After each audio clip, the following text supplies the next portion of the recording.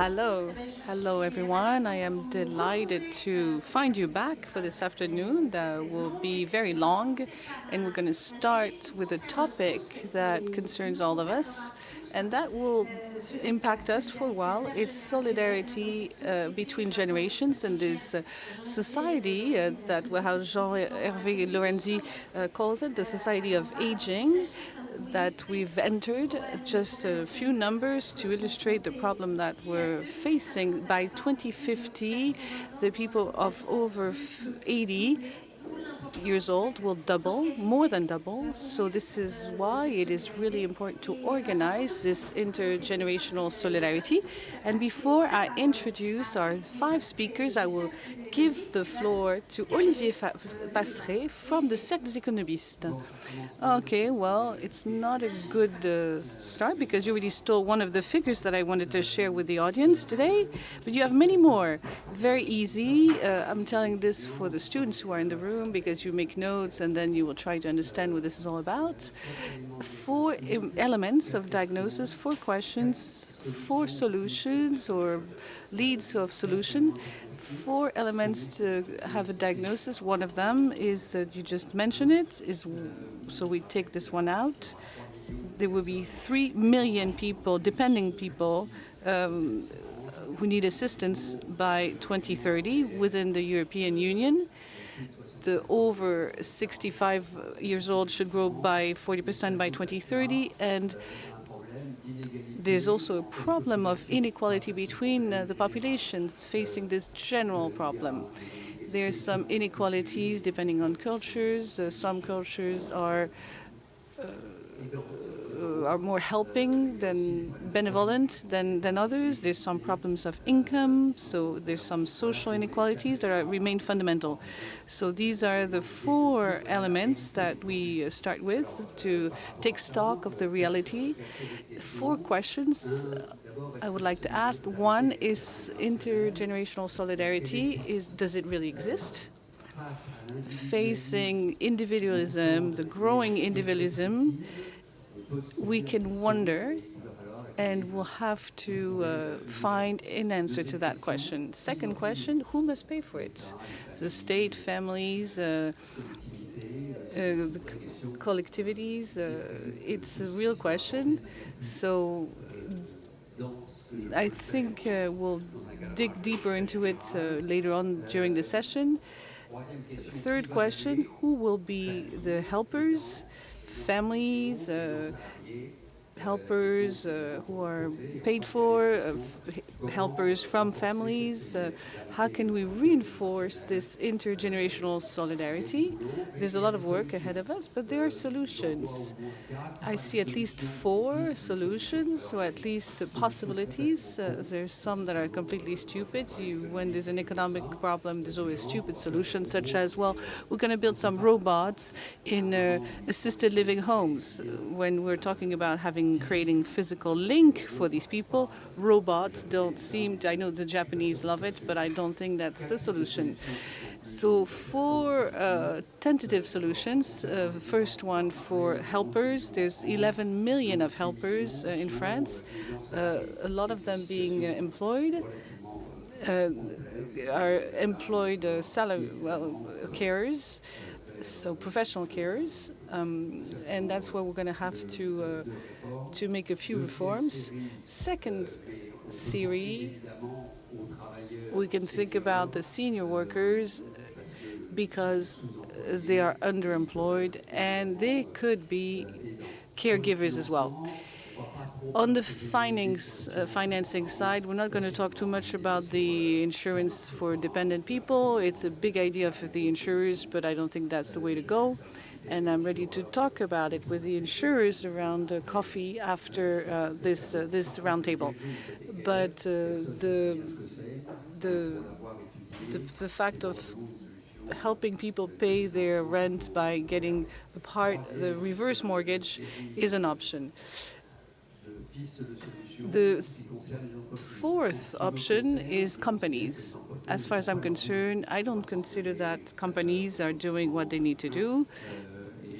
And I think that in this field, a company has to show much more courage and determination, and this will be given back to them in a very significant way. And last option of solution, it's innovations with the fifth branch of the social security in France that every single electoral campaign brings up, and everybody promises it, but nobody has never done anything about it. So maybe now, since nobody's promised it for these current elections, it will happen. I just will end with one sentence. I love you. I'm keeping good time. Don't worry. The house is on fire. We need to worry, and we need to act up and speed up. And ladies and gentlemen, it's up to you to put the fire out. Thank you, Olivier. Cinq débatteurs de cette table ronde. So I'm going to present to you the speakers of this round table. So next to you, Olivier, we have Nicolas Schmidt. You are, again, commissioner, still commissioner, the European Commission for Social Affairs and Insertion. Next to you, Marianne Monchamp, who's the director of OSIRP, a major specialist of aging people. You were an MP, you worked as a Secretary of State as well. You steered many committees. Next to you, Alain Di Crescenzo, you're president of CCI France. Thank you, Stacy Algrin. You're a journalist and you're a founder of the Agency of Ecological Redirection. And thank you, Frédéric Souillot. You are General Secretary of Force Ouvrière. So I'm going to ask to the five of you a very difficult exercise in 1 or 2 minutes each, not more. I am ruthless with people who go over time. A question to launch our debate that we'll have afterwards, after the round table. Olivier said it very well. Intergenerational solidarity today with family, fragmented family, families, divorced families. Is it still there? Do we need to redefine everything? Nicolas Schmitz, you have the floor. Thank you. I'm very happy to be back in Aix, where I spent a few years as well, a long time ago. I would say that this theme of solidarity between generations has to be set in a bigger context, which I call the social contract in our societies. And the social contract in our society for the last 50 years has been shaken, has been challenged. And the contract intergeneration as well has been pretty challenged. And since you're referring to what's going on now in this country, but that also happens in other countries, there's a fundamental problem at the level of this social contract. In this inter or intra-generational is part of.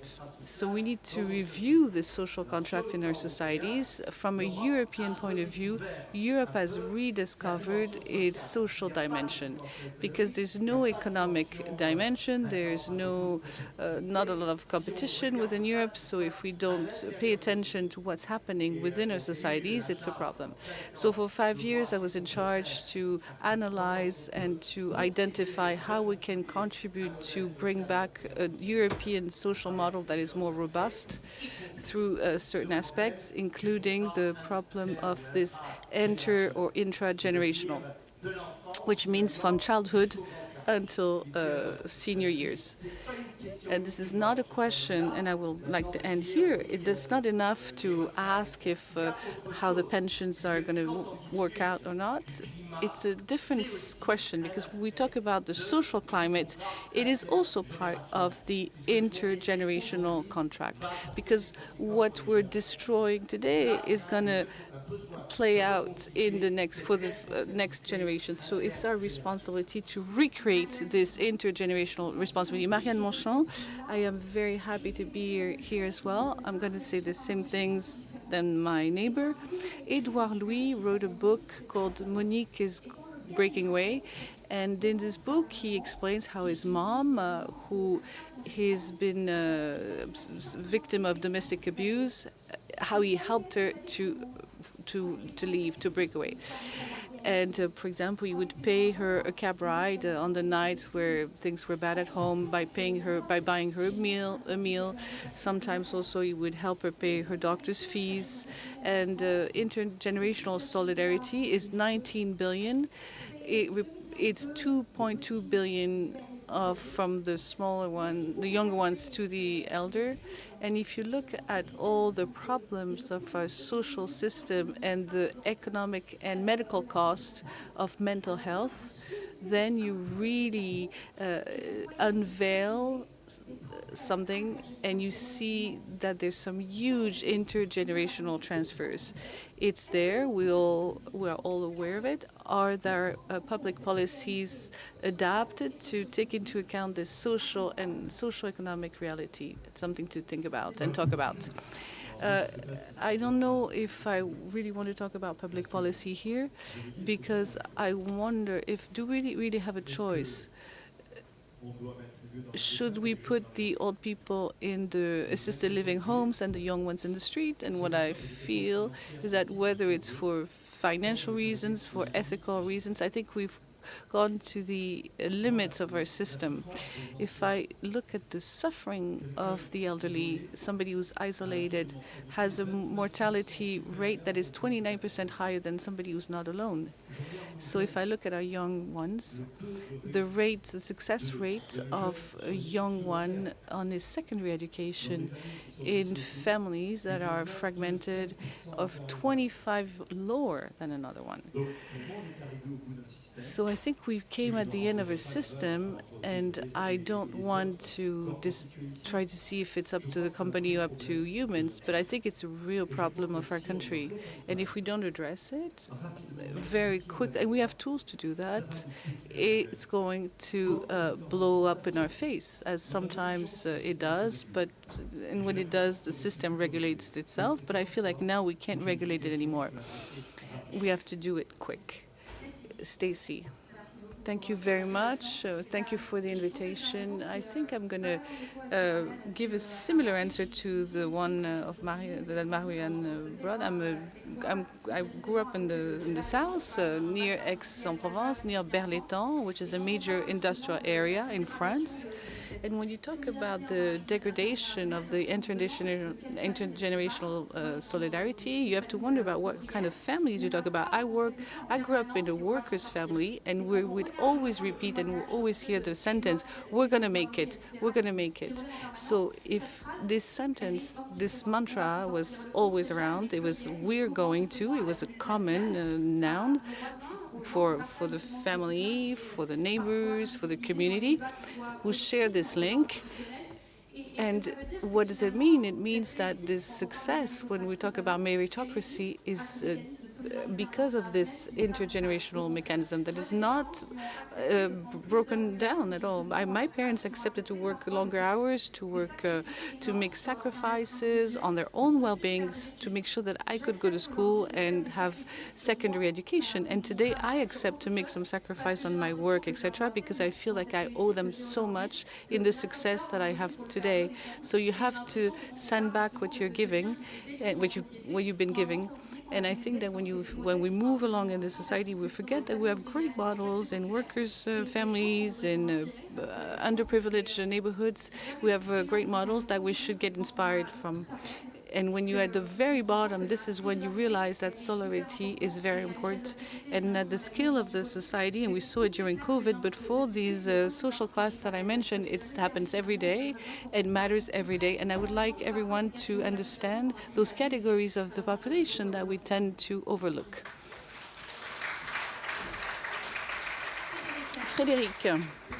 Frédéric Souillot. Public policies, and this is where we're going to disagree, must, via collective social protection and membership fees, must guarantee the intergenerational solidarity. Our collective social protection today is helping us, is taking care of us from the day we're born to the day we die. So whether we can find in between some other tools, I agree. I agree with the we in workers' families. It's constantly we use the word we, but for everyone. But the we is permanent, and the social lift does not always go up, it goes down again. In terms of public policies, and you talked about social policies and not economic policies, when we decide to privatize some assisted living homes, I don't want to remind you of this European scandal that we had recently, but if you decide to do the same thing for the private kindergarten, well, it's the same, or daycare system for kids, it's the same. The social dialogue in companies, we must discuss about this intergenerational link. And I don't want to talk to you about the change in the pension reform. How do we manage to have a conversation, find agreements that will make that for the carers and the close carers, let's give them the place that they have in the collective discussion to talk about intergenerational solidarity, our collective protection plan, which is still, I remember, the best solution. But if we talk about families and the family unit, society evolves, changes. There are more and more families that are broken. Yes, it exists. I had the custody of my kids, for example, and for men in 2000 it wasn't easy, and yet I kept raising them, and I hope that one day they'll give it back to me because the social elevator also goes down. Frederick, you nearly started the debate because I wanted to start this debate with the question of public policies and how they're being built and designed. So when we prepared this debate, Marianne told me, I want to start with this to say that there is a problem in the construction of public policies because we have a benchmark that is not relevant anymore. Can you explain that in more details? And what is it a problem today? And this debate is also with the room. So if at some point you want to ask a question or make a comment, and we don't have the time for that, we should have a Q&A session at the end of the roundtable. But please free to raise your hand and ask a question. This is also what we're here for. Marianne, you have the floor on that topic. I'm going to take one example.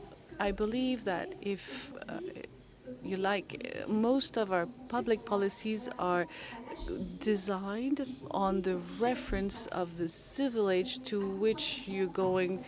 So after 60, before 60, after 64, before 64, 18 or above. Instead, social protection should really look at the real age of the people, their biological age, their capacities to do something. And the biological age makes it possible to live a good life or not. And I'm going to give you an example. It could be also very important to watch what's happening in the professional sectors, because it's only in the professional sector in which you work, and if you get worn out, and if it's a difficult job, this is what is going to lead our citizens to reach maybe a biological age that in some cases is not going to be the same one than elsewhere. And when public policies are built from above and when they don't listen to the specificity that are linked to each professional sector, and we can take many other examples, they make mistakes. And among those mistakes, there are some decisions that are very abrupt, that are rash, and that exclude from the public policies a part of the citizens. And this is why I'm saying, if we want to avoid, I'm going to give us an example. This is the example I was taking. If you want to have the subsidy for, if you don't have enough autonomy, you have to be above 60. But what about if you have autonomy loss, if you have Alzheimer earlier than 60? So what do you do if it's the case? Are they considered people with disability? Are they considered elderly? And if it's because we have this construction before and after at the age to which you technically, officially retire or not, and that's what is wrong about it. We should really look at it in a different way, and listen to social negotiation. Stacey, do you want to add something? Would you like to add something? Yes, I think it's about questioning vulnerability in society. Today, we consider, in terms of generations, you've got what's before 25 and then what's after 64, and then you just make do with the years in between. So how many of you have small children? Children? No more? Okay. So you see, it's quite warm, the temperature is going up, it's the summertime, it's normal. Would you leave your child in the car while you were shopping? No, obviously not. It wouldn't be a very responsible thing to do. Now, imagine that child. He's Fabrice. He's 60 years old. He's not in a car. He's in a barn with the same heat, working all day long. Would you do something to explain to the employer that it's not decent, it's not humane? No, we don't do that. So that person that I talked to you about is my father. Those are the conditions in which he works. In 40 degrees, he works in a closed environment, and his employer doesn't care. If we look at labor laws, there's no mention about maximum temperatures as of which you cannot work. We can talk about unemployment but what about vulnerability in our society at all ages? That's something that needs to be taken into account. So we're vulnerable, not just when we're young, not just when we're old. I think there are different times in our life when we become vulnerable and we need solidarity, but companies find it difficult to take that on board. Nicolas Schmidt, I could see you reacting to what we've just heard. You are a commissioner, a European commissioner. Does Europe have a role to play when it comes to the setting up of this intergenerational solidarity at European level? When we talk about these questions, is there a model in Europe, or are there several models, or can we pick and choose or draw inspiration for something that can be developed in France? Well, let's come back to the very specific case of global warming. And temperature rises. So this has become a social issue. Up to what temperature can we ask somebody to work normally, and in what conditions? So this is a European issue. There's a European agency that works on that aspect. So between Sweden and Sicily, there are some huge differences, habits that are different, cultures that are different. But the problem is there, and it has to be solved. There is a population problem. We want people to work longer. Now, I know that it's a very sensitive question. Yes, it is. There's another roundtable discussion on retirement, but we can't let people work longer in the bad conditions. Are there any models? No. I don't believe that there is any perfect model in Europe when it comes to intergenerational contracts. There are better solutions in some countries than in others. For example, somebody referred to nursing homes. Yes, there are models. We have to move away from the nursing home model. That's the first thing. And then there's an illusion. Seniority. Is it something that you can trade? No, that's scandalous. And it's a failing of public policies if we see seniority in this way. It's about replacing the responsibility and shifting it towards the market.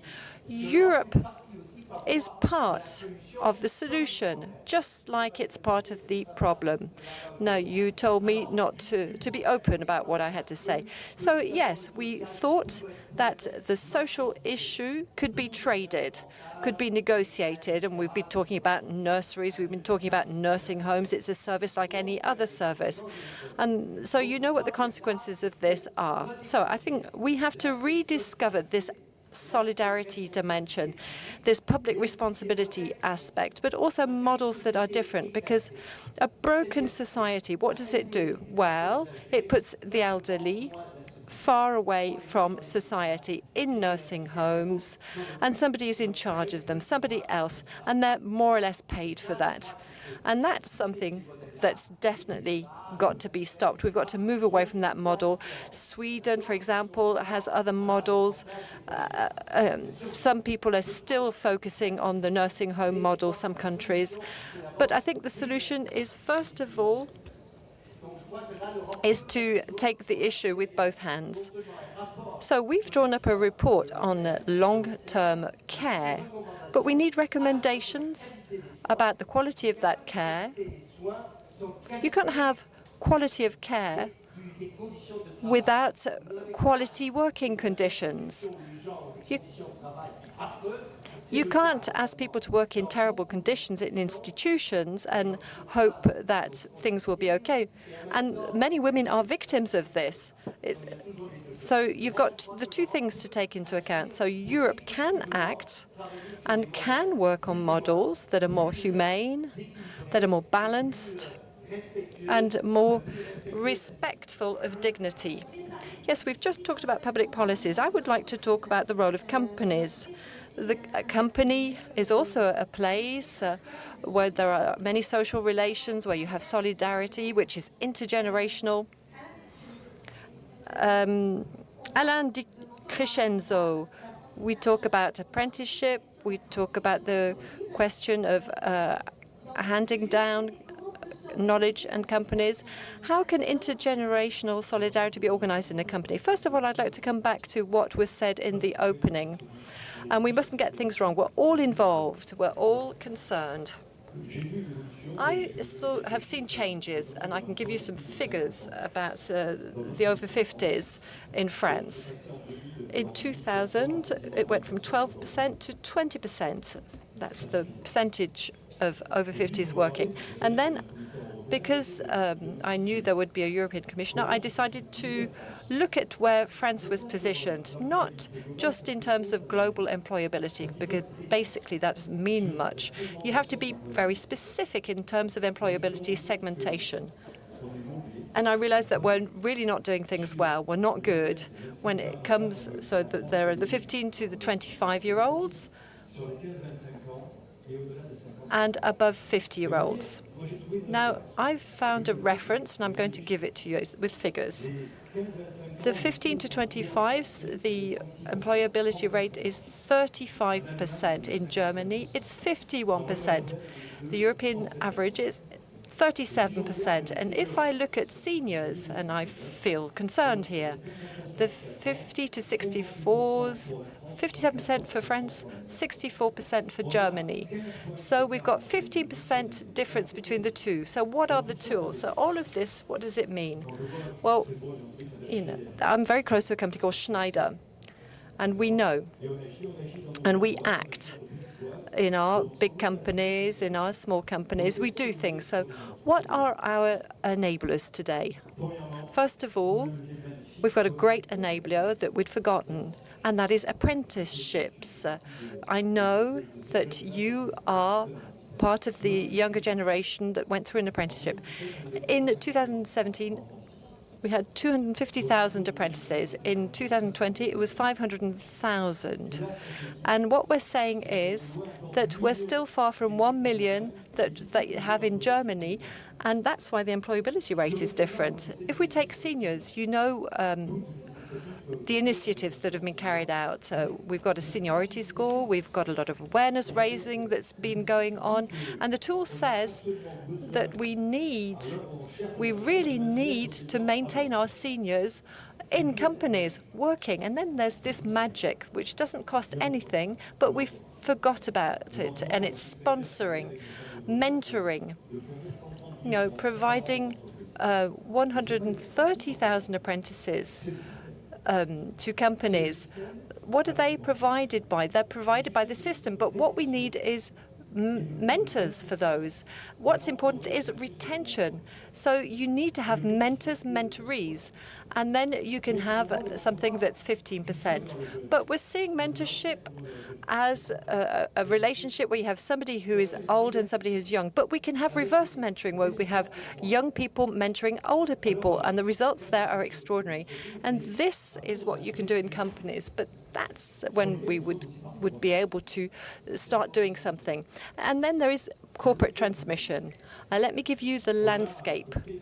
25% of companies today are managed by people a bit like us, not you, madam, but 55 to 60 years old.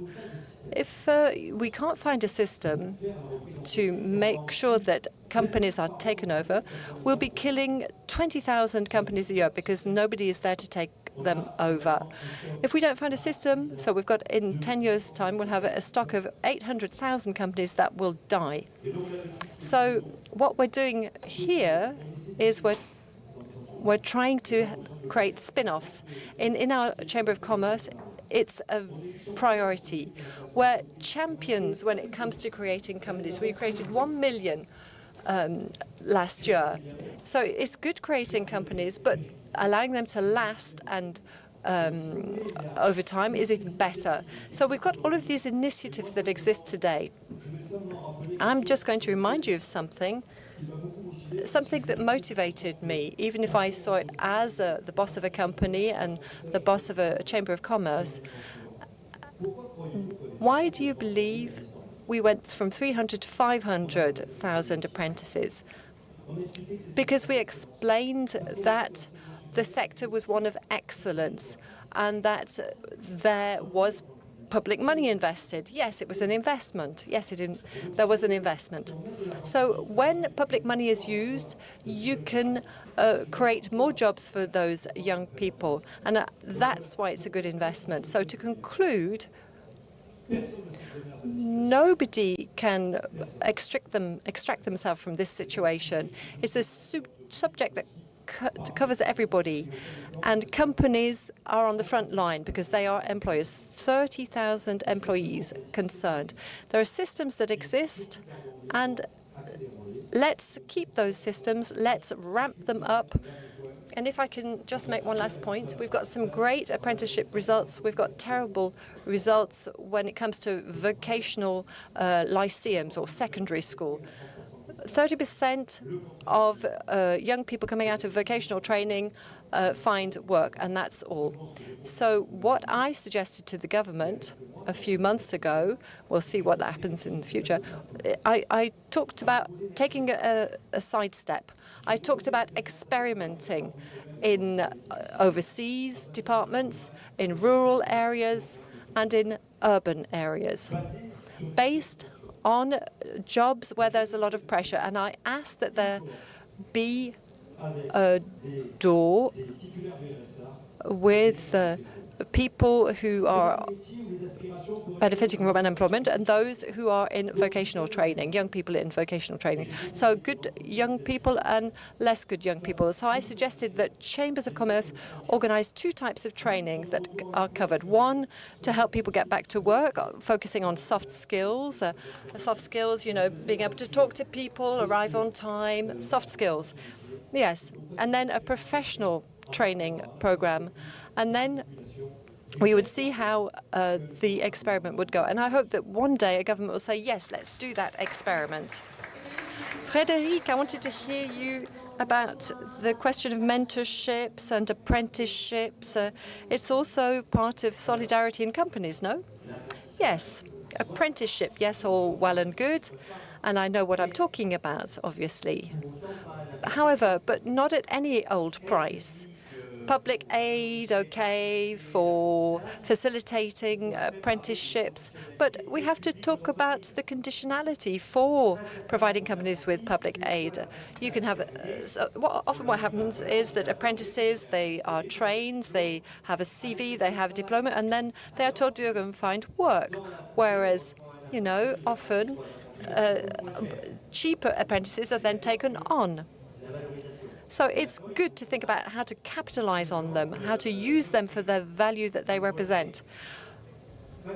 Now, when it comes to the basic ideas, so 15 to 25-year-olds and the 55 to 64-year-olds, if we take the OECD figures, and we look at the fight around the retirement reform, and then what we heard from the Chair of Economy in Aix and Marseille, if we multiply the rate by 10 points, we won't have any more problems financing retirement. Today, when we talk about tutoring or mentorship, we also have to think about senior employees. In labor laws, we need to remove the age of 45 from that association with senior employees, because that sets a kind of a level. And once you've gone above that level, above that threshold, well, you're looked at differently. So let's find some solutions for the 55 to 64-year-olds. Today, 50% of those who cash in on their pension are no longer in employment. They've lost their employment at about 54 to 55. They are either off sick or they are suffering from a disability. And for 18% of them, they're on unemployment benefit. So we've got retirement systems that are progressive, that involve passing on knowledge. And, you know, young people don't know what it was like in the past. We're not talking about retirement. We're talking about solidarity. We're talking about care, the care system. But anyway, let's come to the basic ideas again. So contractual practices, welfare, this is what we have to manage properly. We have to find a national interprofessional agreement. It's not just about, you know, looking at things from an employment point of view. The state had decided to organize things in the past.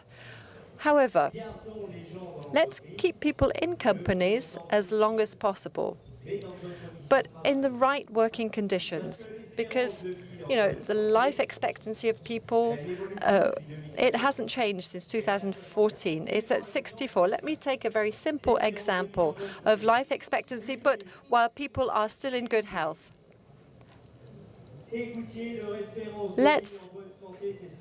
So it's 52 years in some countries, but we're talking about retirement at 52 years of age, but that's wrong.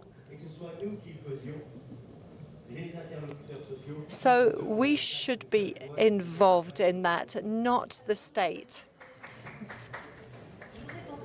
I'd like to talk about a real subject now. Did you want to add something, Olivier?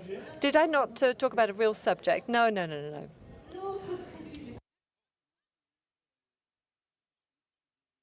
I'm sorry. So I agree with, and I feel irenic. You know, like Saint Irene, who said, "Oh, everything's fine," even when her feet were burning. So it's like houses on fire. And we've talked about top-down things. Now, often institutions can't do anything because the working conditions are the way they are, and things will never be unified. But we've got two young ladies here. Maybe it's a question of chance that both of them are marvelous. They're saying, we've come from here, we've done this, we're going to do that. I would like to target unions and companies. I consider that for many years, unions were not interested. And I could talk for 4 hours about this, but no, you're not allowed to do that. No, I won't, don't worry. They're not interested in working conditions, and you can't say the opposite. So if we take companies, we've got some people who are talented, and we can applaud them, but You know, what you're explaining is not the reality of all companies, it's the reality of just some companies. I would like us to finish this panel discussion with just two things, and then I'll shut up. So each and every one of us, including myself, needs to make one concrete proposal, and that might be taken on board in the meeting's report.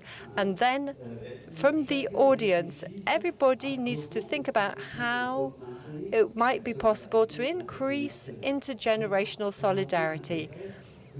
There's no point coming to listen to experts and say, oh, yeah, they're good, aren't they? No, but you need to be involved. We can help you, but each person, and I would take any case like you did. Okay, you have more than a minute, Olivier, so I'll stop here.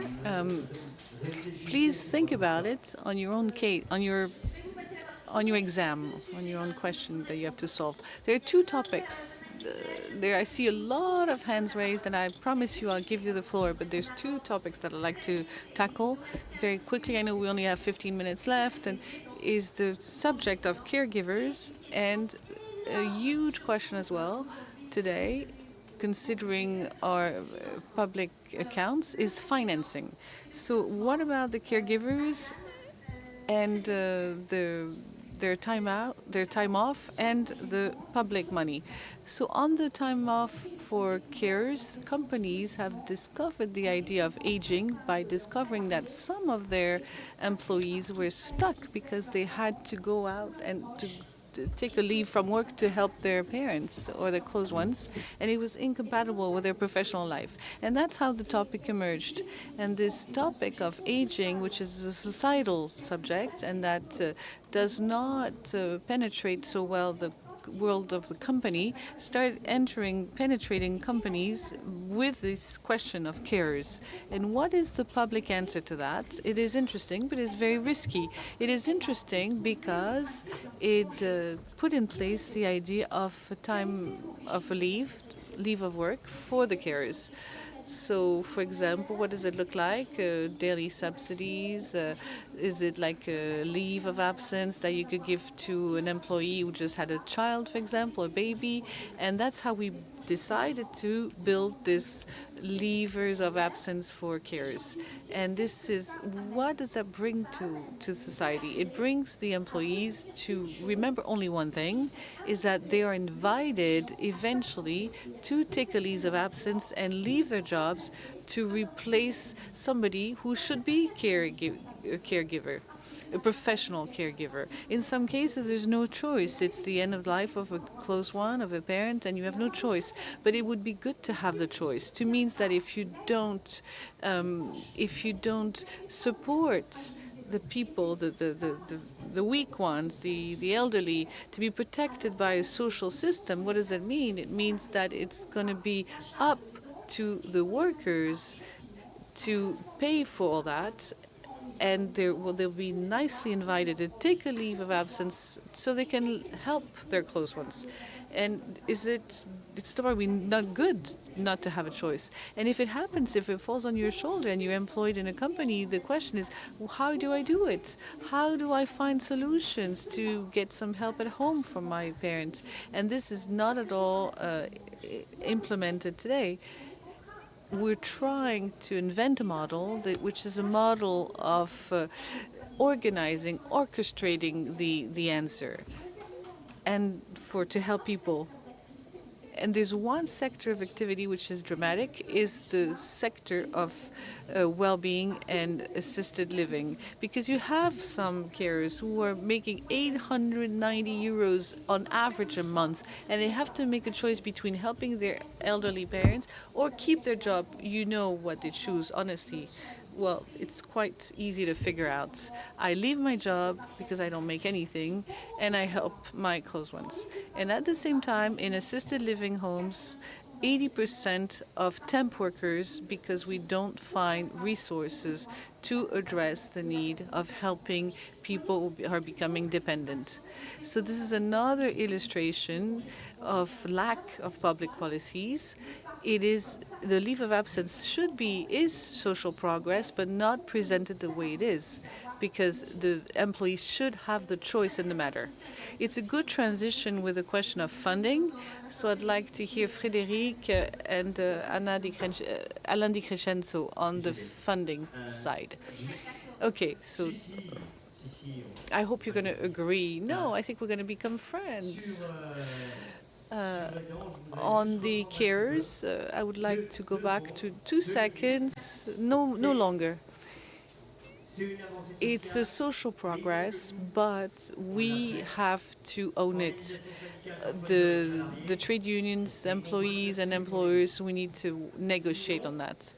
Otherwise, it was going to be an intergenerational mechanism, okay, but we will have the same problem. When you will be hired, you will be asked, how old are your parents? You remember the same question they would ask when they say, do you think you're going to have a child, a baby soon? And that will play against you. So it's a good mechanism, it's good social progress, but we need to work on it as a trade union.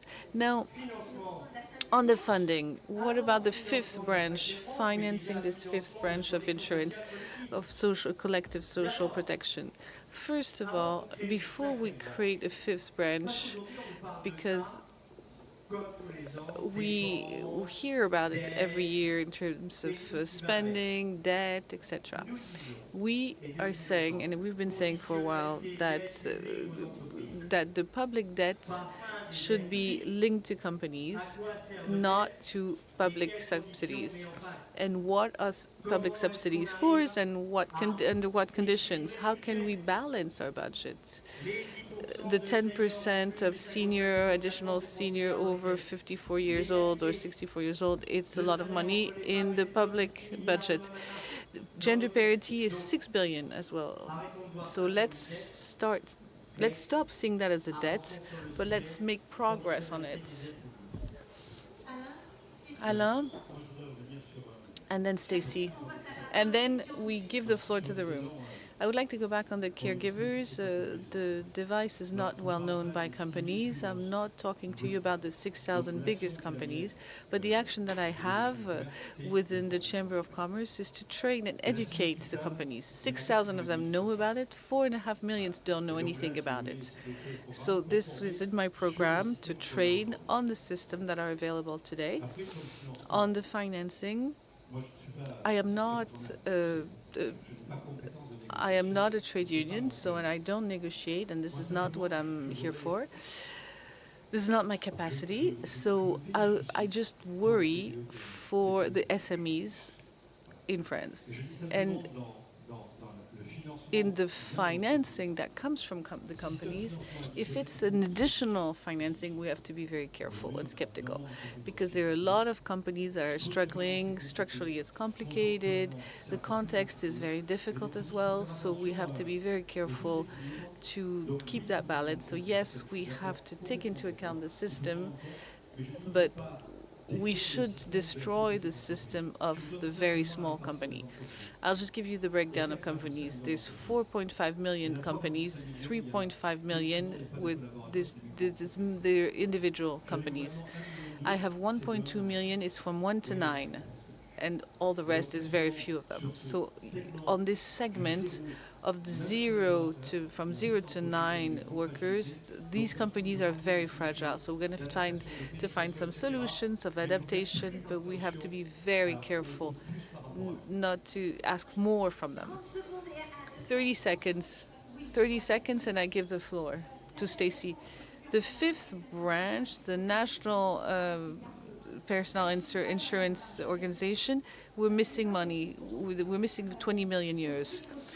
The resources in the social security, whether they're coming from taxes on health insurance, and they're collected by collecting social charges from the workers.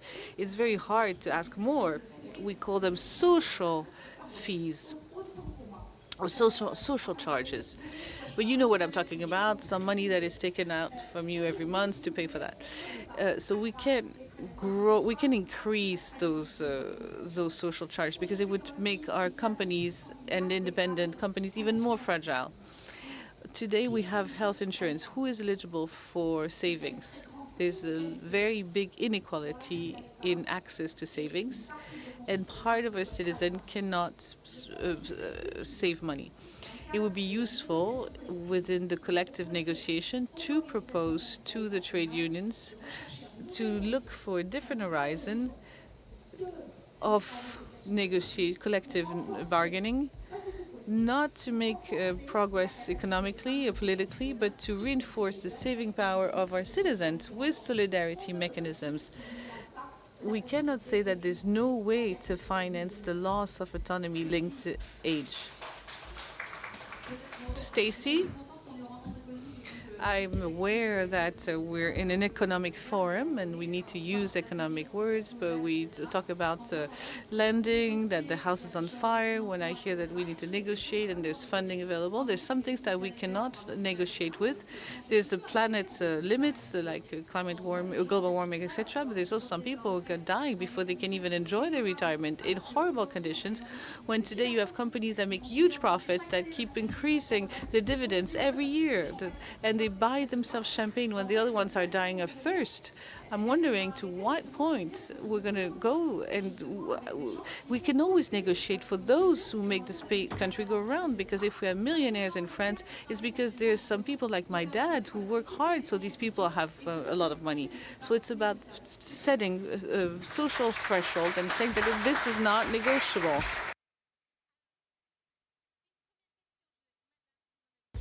First question.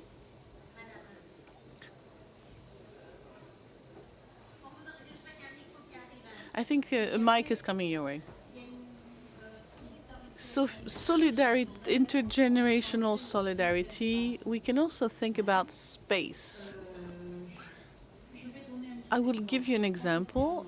I think it's in Nantes. You have a kindergarten, you have assisted living, you have students studio, housing for people with disability and families. The elderly are in better health because they're walking by the kindergarten, they help the kids get out of school. Maybe sometimes they give a hand to a mom because the kid has a fever in the morning and she cannot get to her work, and they will watch the kid. So I think that we need to blend the populations, the ages, in one space.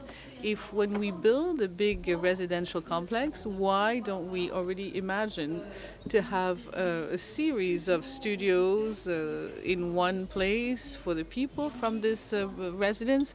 Or maybe they're getting old and they're going to need to live on the ground floor because they won't be able to walk stairs anymore. They're going to need nurses who go around.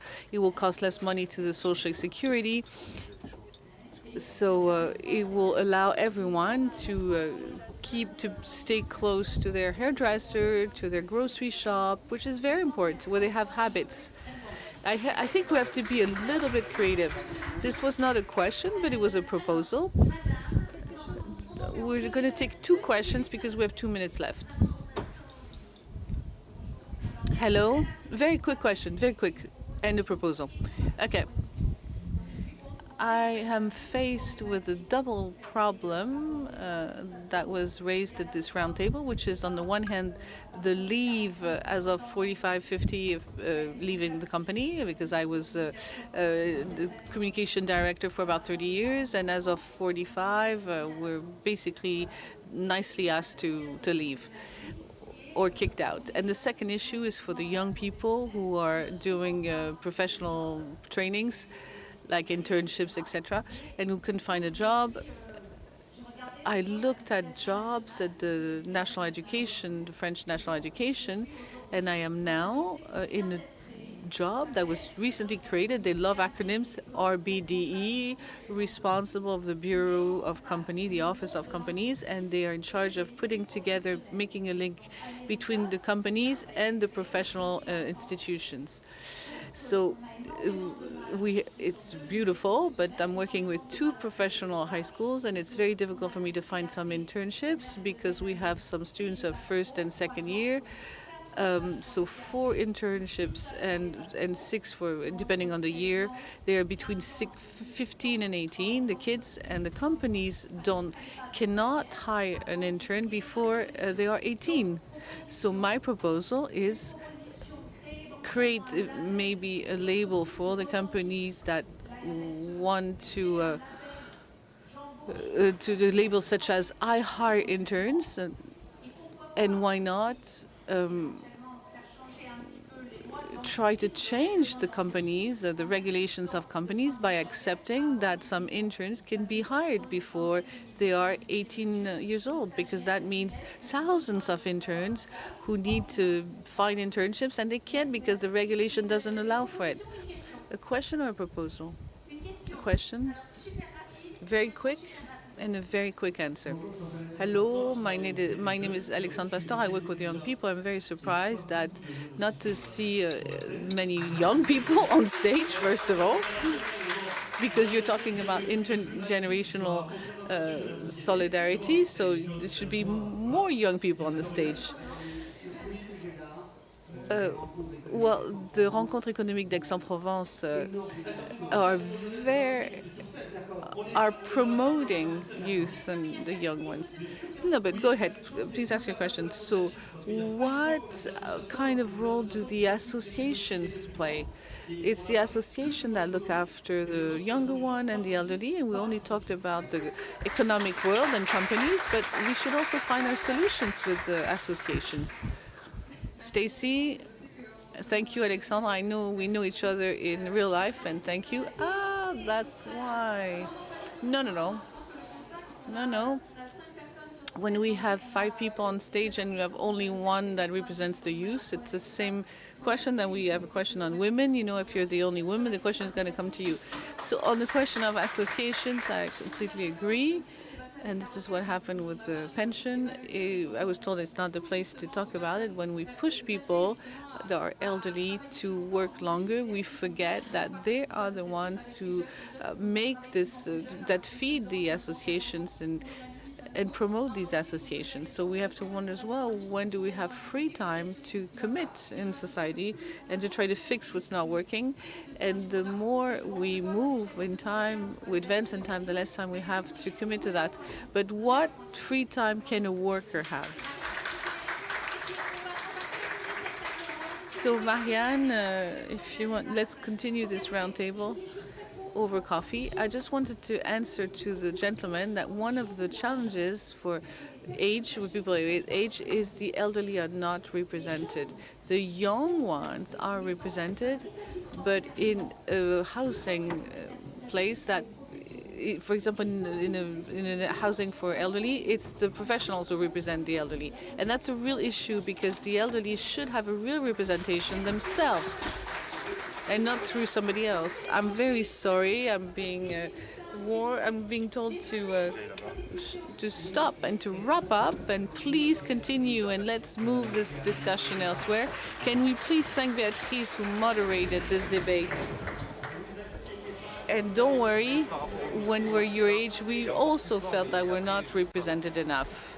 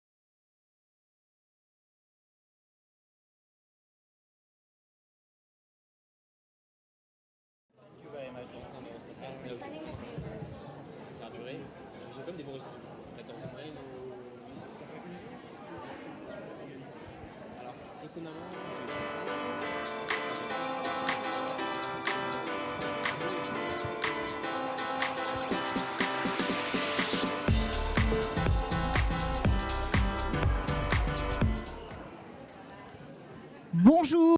Hello, everybody. Welcome.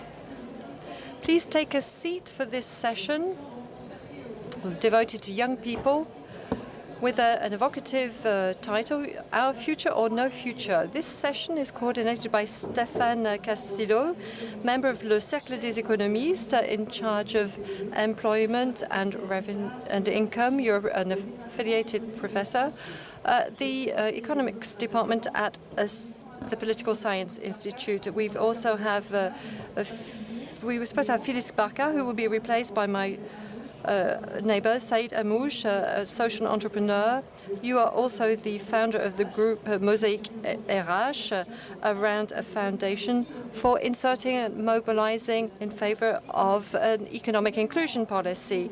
We also have, directly from abroad, Chermai Chung, who's a member of the group for commitment of young people for going beyond the climate, Pascal Ambert, co-founder and director general of Wavestone. And we also have the pleasure of Alain Petre, who's an aerospace engineer at NASA at the Jet Propulsion Laboratory, the research center on aerospace missions. And we're very happy to have Alana with us to outline the debate. So young people, between our future or no future, the least thing we can say is that the portrait of young people today is highly contrasting. Yes, Isabel, young people today, it's not just a single portrait. It's we're talking about a youth that's highly divided. If I were to simplify things, I would say that there are two types of youth.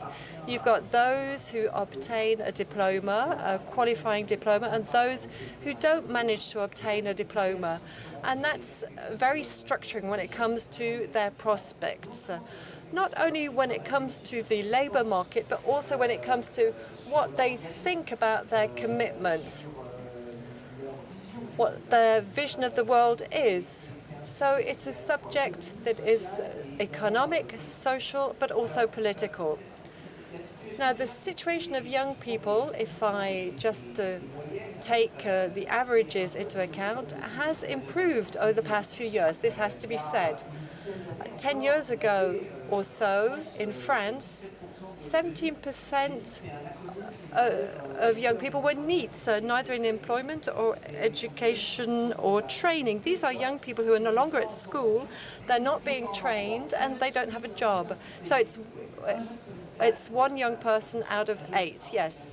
It was 1 out of 7, but we've made improvements. So we've gone up down to 13.5% from 17%, and that's thanks to a certain number of reforms. We've reformed learning, but we've also created platforms so that we stop people from dropping out. There's the youth guarantee, there's the commitment guarantee. We're reforming vocational training centres for young people, technical colleges. Lots of reforms are taking place that aim to reduce the percentage of NEETs. But in spite of everything in France, we've got almost 100,000 young people who drop out of the school system without a diploma. Before, it was between 130 and 180. But it's disastrous for these young people. It has a direct consequence on their prospects. And of course, the situation of the labour market is very difficult for them. And added to that difficulty, there's the difficulty of housing. We know that access to housing is difficult. We've talked about it already. We talk about it regularly at the meeting here in Aix. It's very complicated to be able to find housing and to move around in areas where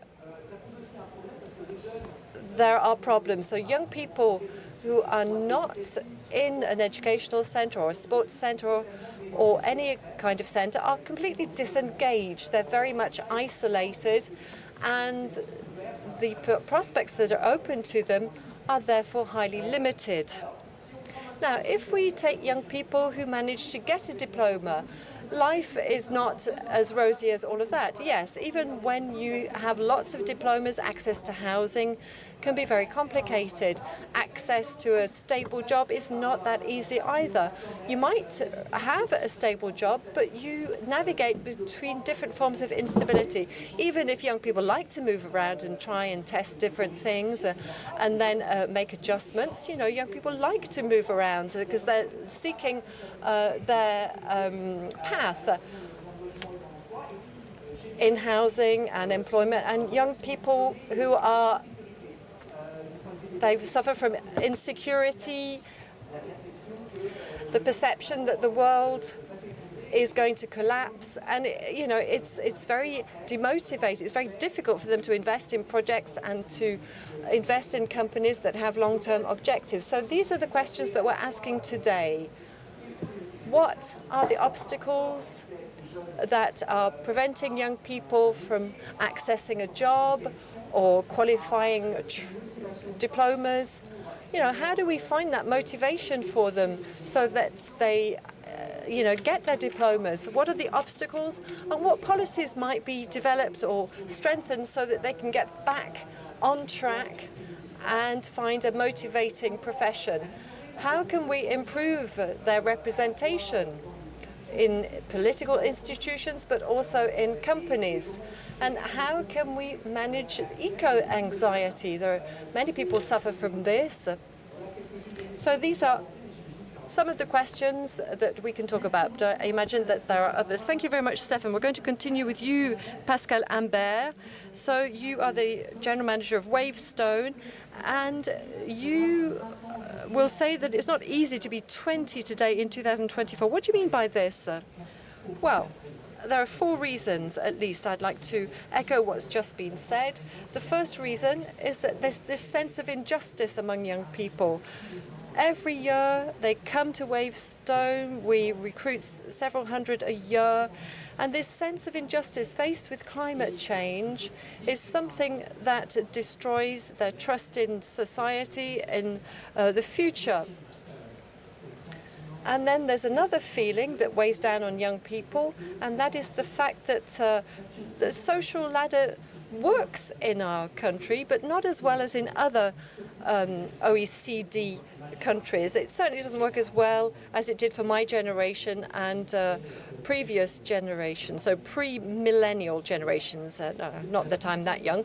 Anyway, the third feeling, the third reason that creates this anxiety is the world around us, which is becoming more and more fragmented and polarized. Globally, we're seeing blocs that are coming into conflicting.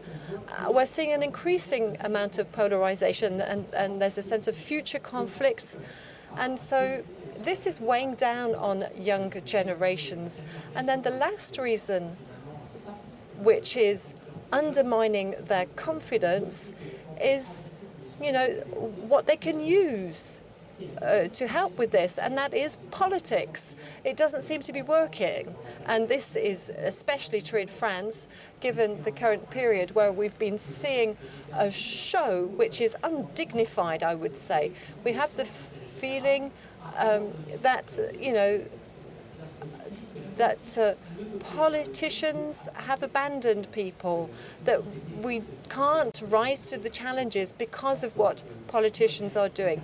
So you've invited me to this panel discussion as a non-young person, so that I can maybe repent, but I will not be repenting. Well, I didn't do that. But anyway, for young people who are on the panel, I'm sorry. We've tried, especially the generation of my generation of entrepreneurs, we've tried, but I think that the results is not in line with expectations. So, Chemai Chung, you'll talk to us about your experience. You're a member of the Commission for the Climate, but, the path that you have followed has not always been easy, has it? Yes, thank you so much for having me here today. I apologize that I do not speak French at all as I come from Hong Kong. But as mentioned, I am now as a youth member of what is called the Climate Overshoot Commission. And my journey to be part of the commission is not what people would deem as ordinary. So I'm very proud as my identity as a first-generation low-income student, which means that I am the first generation in my family to attend college, and I am from a low-income background. And because my parents never even finished high school, I have always found myself to be very difficult to be entering these multilateral spaces, to be empowered enough to have a voice to influence political decisions. But I was also being given a lot of privilege and had people that believed in me, had great mentors, and had institutions that were able to give me generous scholarships to first pursue my undergraduate degree in the United States and also now in Berlin, Germany. And so to talk a little bit about my work with the commission and how I was selected, I actually had gone through an internal recruitment process where my institution, the Hertie School, which is a public policy institution based in Berlin, they were able to nominate people to be part of this commission.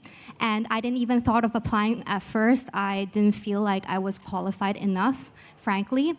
But I had a faculty member that believed in me enough and asked me if I would be interested. And subsequently, I got nominated and I was part of the commission. And because the commission is also a partner of the Paris Peace Forum, I was able to speak for the first time at a multilateral forum. And from there, I was spotted by one of the staff members of the conference today, and this is why I am here today. But I am very cognizant of the fact that a lot of these opportunities have come by me because I was in the right place in the right time, had a lot of privileges, and a lot of peers that come from similar backgrounds such as mine do not have these same opportunities. And so I wouldn't be here today, essentially, if I haven't been dealt with all these privileges. Thank you very much. Thank you.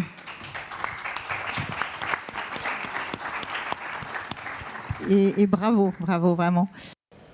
And well done. So we're going to continue with you, Alain. You're an aerospace engineer. You work for NASA, the space agency in America. You grew up in Saint-Saint-Denis with a father who is a technician working in the IT sector, mother who worked in catering in a nursery school, and you were noticed by the highest of authorities. So your path is quite extraordinary. Tell us about it. Today you live in Los Angeles. You have an incredible life. You took part on the 9th of... You will be taking part in the launch on the 9th of July. Tell us about your path. Well, hello, everybody. Thank you for being here. So my name is Alain, I'm 24, and as has been said, I work at the NASA Jet Propulsion Laboratory in Los Angeles. So it's a dream come true for me for several years, especially at the primary school. When I met up with the spatial field, I wanted to make it my job field. I wanted to work at NASA. And that's what I'm doing today. I'm lucky that I have had obstacles along the path. And that's why we've heard about it in this country. And you're being modest because we did talk a lot about it. No, I'm happy because it's a great message that's been passed on to suburbs, but also not just to the suburbs in France. So I did a 2-year engineering diploma at Paris-Nanterre. Then I joined an engineering school focusing on aerospace in partnership with the National Conservatory for Arts and Professions. Then I went to work for Ariane on the spatial program for the new European rocket, Ariane 6, which is going to be launched on Tuesday from the Space Center in Kourou. And you'll be there, won't you? Yes, I'll be there. I'll be leaving on Sunday to take part in the launch. And I think it will be great. I think I'll probably cry. So, yes, I'm very happy to fulfill my dream today. And I'm very, I grateful to my family, to my professors, my teachers who've helped me with this quest. So your message is to say, you know, you can fulfill your dreams. You mustn't think that you're limited. Maybe you don't need to go to Centrale or Polytechnique. There are other universities, other schools that you can go to. Is that the message you want to share? Yes, that's right. I take my time to talk to pupils, even remotely from Los Angeles. I tell them not to limit themselves. You have to just try. You've just got to try. Because if you don't try, then you can be 100% sure that you won't manage. But if you do try, maybe there will be something, a bit of luck, or obviously you have to work hard, but you know, you can go further than you think sometimes. And you mustn't prevent yourself from aiming high. In Seine-Saint-Denis, you know, I felt that around me it was difficult to aim for something high. You know, people said, you know, I'm from this neighborhood, it's going to be difficult for me. So if you do aim high, if you are motivated, you can get there. So well done. Thank you. So you were always encouraged, or did some people say you won't manage to do what you want to do? Well, there were teachers at school who said, well, as of secondary school, I said to my teachers, I want to work at NASA. And so sometimes, you know, I don't have any grudge towards those teachers who said, no, you won't be able to do that. There are very few people who are French who go and work for NASA. It's a very selective profession. I listened to them and I started my studies in company management, nothing to do with the space industry, but I've had this passion since I was little. I wanted to change. I wanted to redirect my life. And so the worst thing is to live with a regret and to say to yourself, I should have. So now I'm fulfilling my dream. So I have no grudge towards those teachers. They weren't doing that because they were malicious. That's their roles sometimes, to guide pupils. They don't do it maliciously. But I'm happy because I've managed to fulfill my dream anyway today. Thank you very much for that. So, Saïda, what can you tell us with respect to the state of youth in difficult neighborhoods? Often they're not seen, they're not identified by recruiters. Stefan was saying in his introduction that it's difficult for young people to find work, whatever the level of qualification they have, and it's even more difficult when they don't have any. Yes, absolutely. When we talk about young people, there are different categories of young people. So here we just mentioned with Alain a particular type of particular category. These are the young ones who live in the poorest areas of France. So there's about 1,400 areas, cities, towns, part of the cities that fall into this category. It represents 5.4 million of people in France. It's quite a big number. It's 40% of the French population that is under 25, of the under 25. So today there's a challenge. There's a demographic challenge, but there's also a challenge with the talents. We have resources, and it's really good to have managed to have a dynamic population. There is such a population in poor countries, but at the same time, you have to know that they have less public financing than others. We have a preconceived idea that is or belief that is not true, because the city's policies today, they have a huge gap in terms of social justice, education. So we have policies by the state that are financed 145 euros per inhabitant per year, versus the average is at 270. So I would like to draw your attention to that. That means that we're very resilient. This used youth is very resilient because they have developed a capacity in Saint-Denis, the neighborhood where I come from. We have Kylian Mbappé who represents football. Now we can upload Alan after Kylian Mbappé. Now he's going to represent France from Saint-Denis at the NASA. So that means that we have solutions, we have a capacity to do things, and we shouldn't become a bit negative and saying we put too much money in the city's policies. It's not true. We don't have enough solutions in terms of security. That is true. We need to address that. But the suburbs suffer as much from security issues than others. The mothers who live in these neighborhoods, you have to remember that if you look at the active population, we have maybe 73% of women, of single parents, 73% of single families in France. So this is another phenomenon that aggravates poverty. And of course, at some point, we have stuff to do on this population.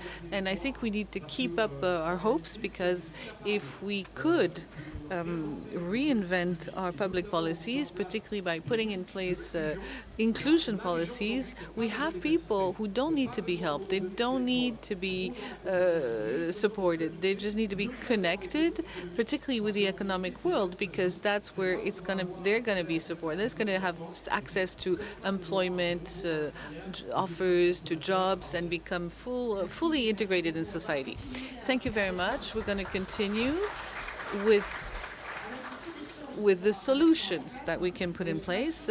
Shirmai Shung, what do you think we should be doing? How to help the young people and help them to be better represented and to participate into the political institutions? That's a very important point.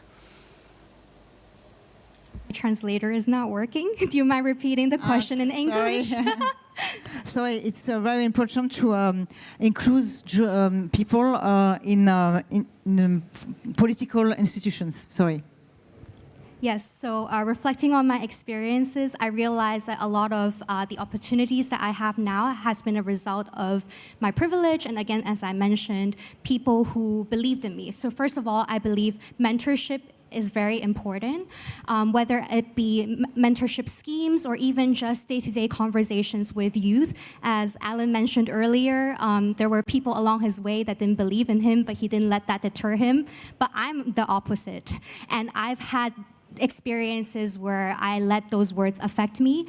And had it not been for my faculty member that believed in me enough to encourage me to apply, I wouldn't be here today. So first, yes, mentorship is very important. But also second, I believe that there should be an emphasis on including new rather than existing youth voices to have a seat on the table, to talk and to be engaged in these multilateral processes. So when I first joined the commission, I realized that a lot of my other youth advisors and members, they all have existing international political engagement experiences, and I was the odd one out, kind of. And so because of that, and as I enter these international forums, I realize that it's always the same people that I see again and again, no matter the location of these conferences. So I think there is something that needs to be done with how youth is being recruited and incorporated in these platforms. And also, third, I strongly believe that young people youth inclusion should not stop at access, but the engagement processes should not be just, giving youth an advisory title or letting them become a short-term consultant or to have them a one-time opportunity to speak at panels like these. I believe that today's panel is just a conversation starter, but what's next? How can you include me as part of your processes? How can you include my perspective in your decision-making? I think that is important. Okay, thank you very much. Saïd, je pense que vous êtes d'accord justement avec ce que vient de nous dire. I think you agree with what Shirmai said, that we need to include the young better in all kinds of political representations, that they are more present. Yes, it has a double consequence.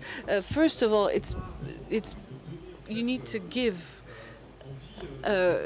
You want to motivate young people to get mobilized who have beautiful values such as meritocracy, but we have to make sure that it's integrated in concrete actions. We have a censorship tendency because we can't really project ourselves in the future. We need to work on that. And there's a survey that came out with Sanofi a few weeks ago that showed the level of censorship that young people have. They tend to censor themselves. There's so many levers to activate. When the government decided to launch the plan called One Young Person, One Solution, it was about 2 years ago, we saw a really quick transformation in the employment rate. We never had such a high employment rate. So if we put money in the right place, we can get people on board. But its policy was very general. It was just aimed at all the youth in general, but it was not specific.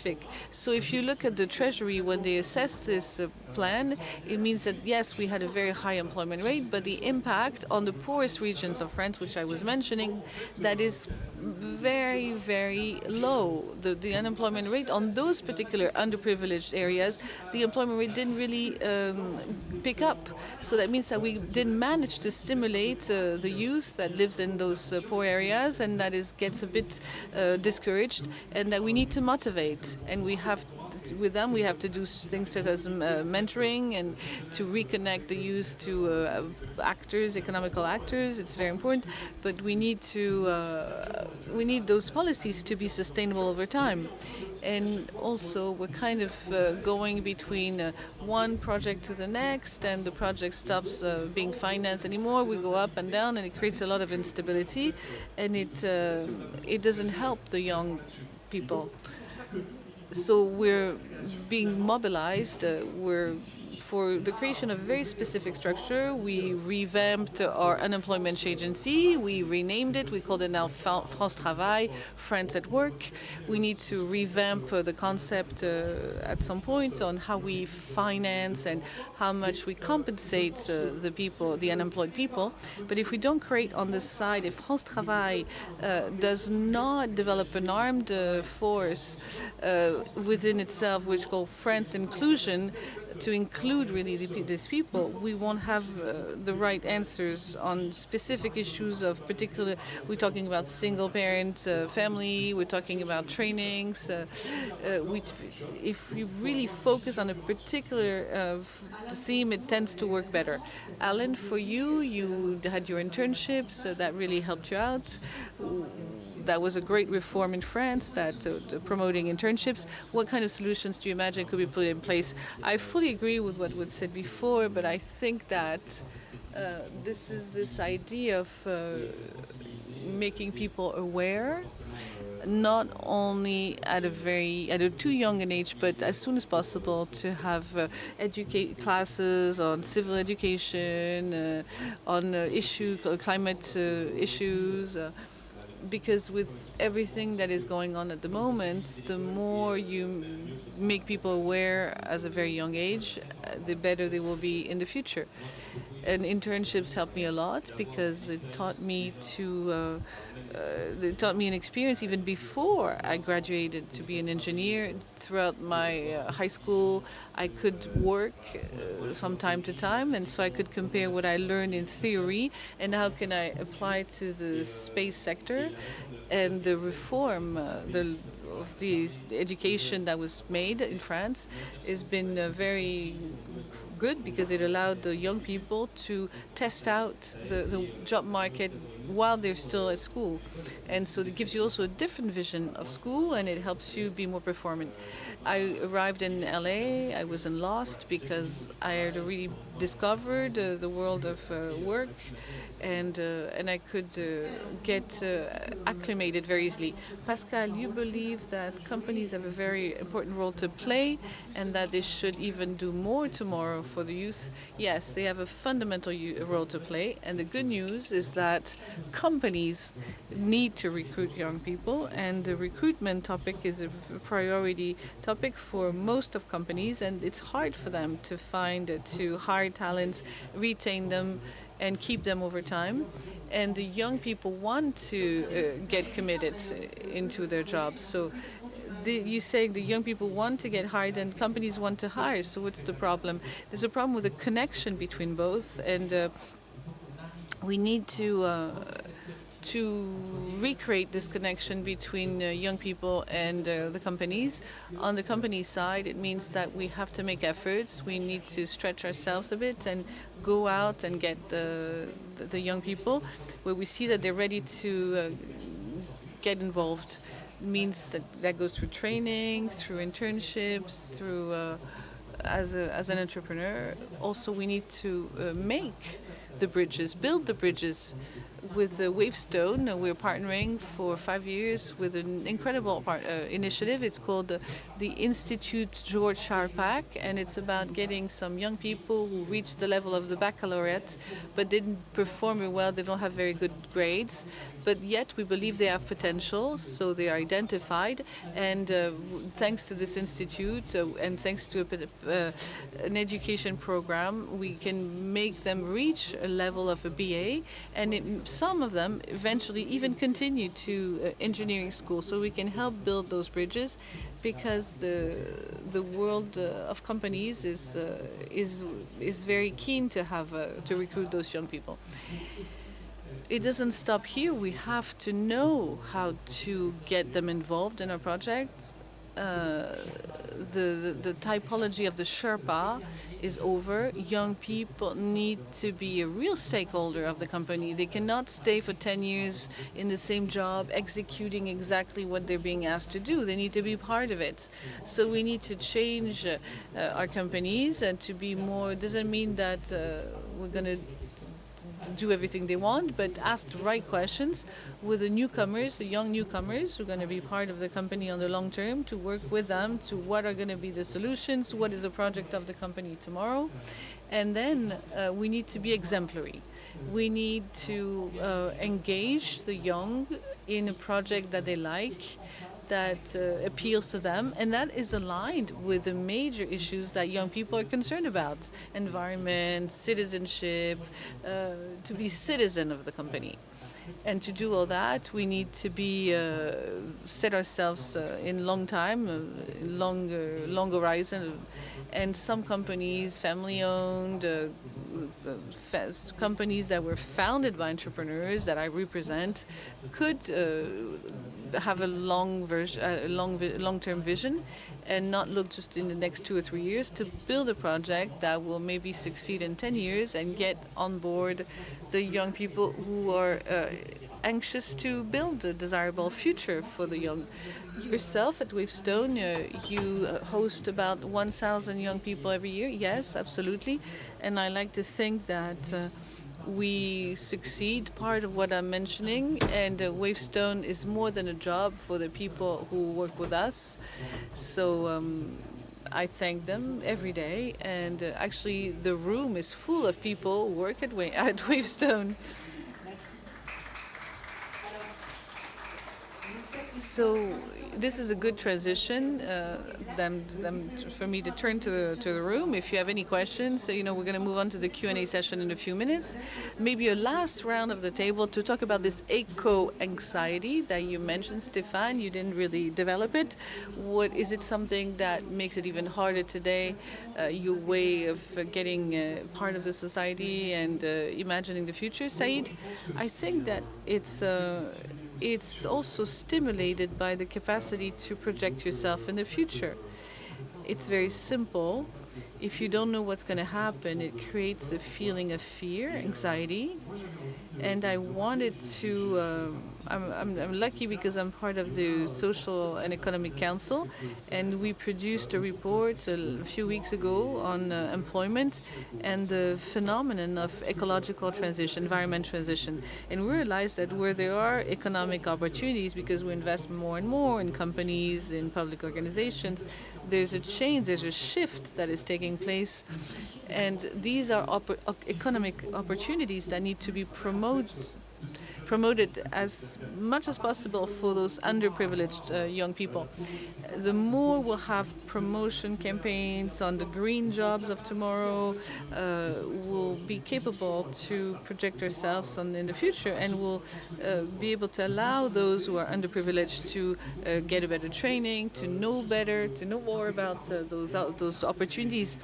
and to maybe build careers that will be very interesting. So we would solve this way two phenomena at the same time. So I send you back to the Social Economic Council that is very well built, very well positioned on this question. Alan, is it difficult for you to see yourself in the future with this? In my domain, in the engineering department, we feel it. There's this, what you call this eco-anxiety phenomenon. Young people are more and more concerned about the climate issues. But in my field, in an engineering school, we had a lot of classes that touched upon it, classes on environment, the engines of tomorrow, for example. And I think we have a role to play, the institutions have a role to play in this, to help and to support the young people to transition. And we have a future in this field, and we have to realize it. But we also have to have classes and training programs that are linked to it. So I think that's a good thing, because it gives us also a more futuristic vision of what we're doing. Yes, I think we can definitely feel this eco-anxiety. Pascal, Shermai, this is your day-to-day job. So we hear, Pascal, that this generation, sometimes it's difficult to attract. It's simply a generation that is very ready to commit and to get involved. They just need to find meaning in what they do, and versus other generations that I've encountered, what was before, they really wanted to make a lot of money and to succeed, and now they're equally very excited, but about having a meaning in finding a meaning in what they do, and do something for the greater good. And there are a lot of young people who want to get involved in projects of environmental transition, and they're right. It's a topic that is going to explode. As a consulting firm, we see the new needs and the new jobs that are developed. And I'm sad for Alan, because it's really a dead end. If he had gone into environmental transition, he would be having much more options. No, we had many projects with green planes fueled by hydrogen, which has a smaller carbon footprint, with Airbus. So I work on airplane engines as well. So the idea is to develop systems that are greener and greener. But in the aeronautics field, we're not always well regarded from that point of view. But like everybody else, we try to do our best. Shermai, a word, and then and after that we'll open the floor to questions. Yeah, so in addition to my work with the Commission, I also work in the field of climate finance. And unfortunately, a lot of the climate finance that are dedicated to youth right now is just non-existent, and it's currently not being tracked or mapped by funding agencies and development finance institutions. And so I feel very much in despair, because I just don't see the funding that needs to be there. And I think, to add complexity to the issue, a lot of these funding opportunities for young people are one-off grants. So a lot of times when I have initiatives, or my peers have initiatives that they want to execute, there's no continuity, because these grants are one-off. And then also, lastly, a lot of times, like especially as a low-income student, when I travel to these professional opportunities or excursions, a lot of the procedures that are involved require me to go through a reimbursement procedure, which is difficult because as a student, I do not yet have a steady stream of income. So, whenever I enter these opportunities and forums, I really try to tell people, okay, just a slight change. Instead of a reimbursement, could it be a bursary or a grant system? And so, yeah, I hope that maybe this is something that you can also take away from this session as well. Thank you. Alors, est-ce que vous avez... So do you have any questions to ask our speakers? I can see that there's a hand going up. Can you please introduce yourself? Karim, I work at L'Oral. I'm in human resources. And I wanted to come back to two things that you said. First, concerns loyalty. To be loyal, if you take rural youth or neighborhood youth, it's very difficult for them to get into contact with people who belong to the CAC 40. They're people who have been to big schools. They come from a background that is privileged. And they come from the best schools. So today they want to continue to reproduce inequalities. They're just recruiting people that are in the top 10 schools, business schools or engineering schools. Things are changing little by little. Yeah, things are changing a little bit. I think Pascal from Wavestone, yes, they're good. But if we look at other groups, it's still the top schools that are used for recruitment purposes. So young rural people, people from underprivileged neighborhoods are finding it difficult. So today we have to come out of this role model logic. People from different backgrounds, from difficult backgrounds, need to be given a boost because there are so few who manage because, you know, maybe there are 20 or so like the people we've got up there on the stage today. We need to have people from low-income neighborhoods because today we have a recruitment system, and I agree with you, Pascal. Recruitment is very important. L'Oréal, we're not very good at things. We reproduce social inequalities because we recruit from these target top schools.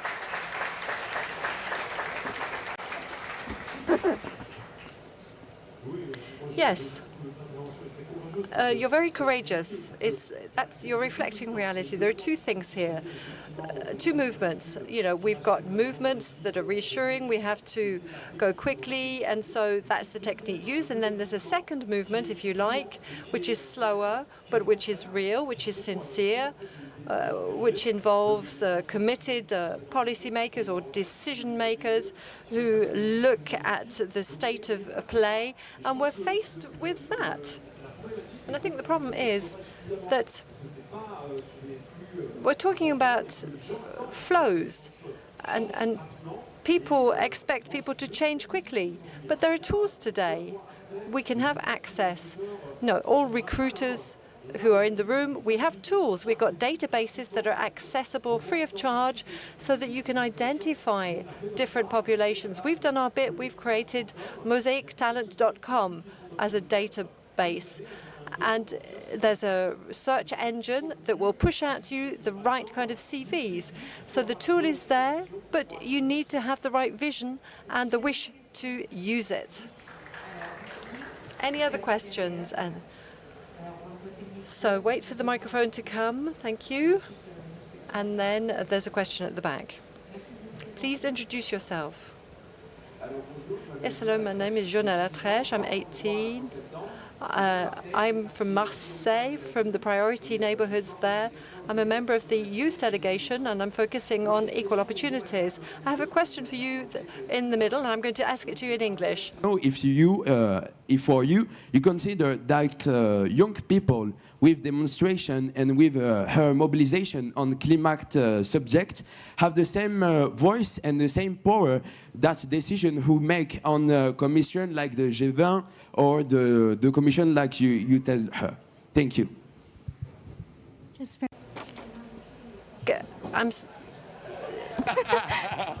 Excuse me, c'est marseillais, c'est pour ça. It's because I come from Marseille. I'm sorry, I have an accent.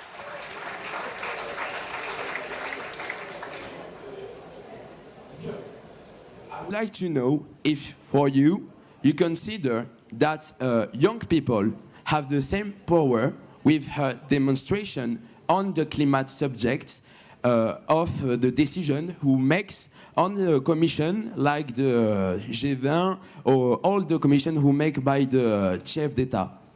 Voilà.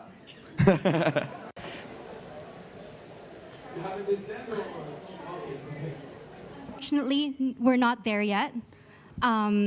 And which is why I think it's important for me to come to these forums, to speak at these forums, because I do not feel comfortable or confident to speak in front of an audience, but I do it anyway because I feel like if this opportunity is presented to me and I don't speak, then who else will speak for people from also my background?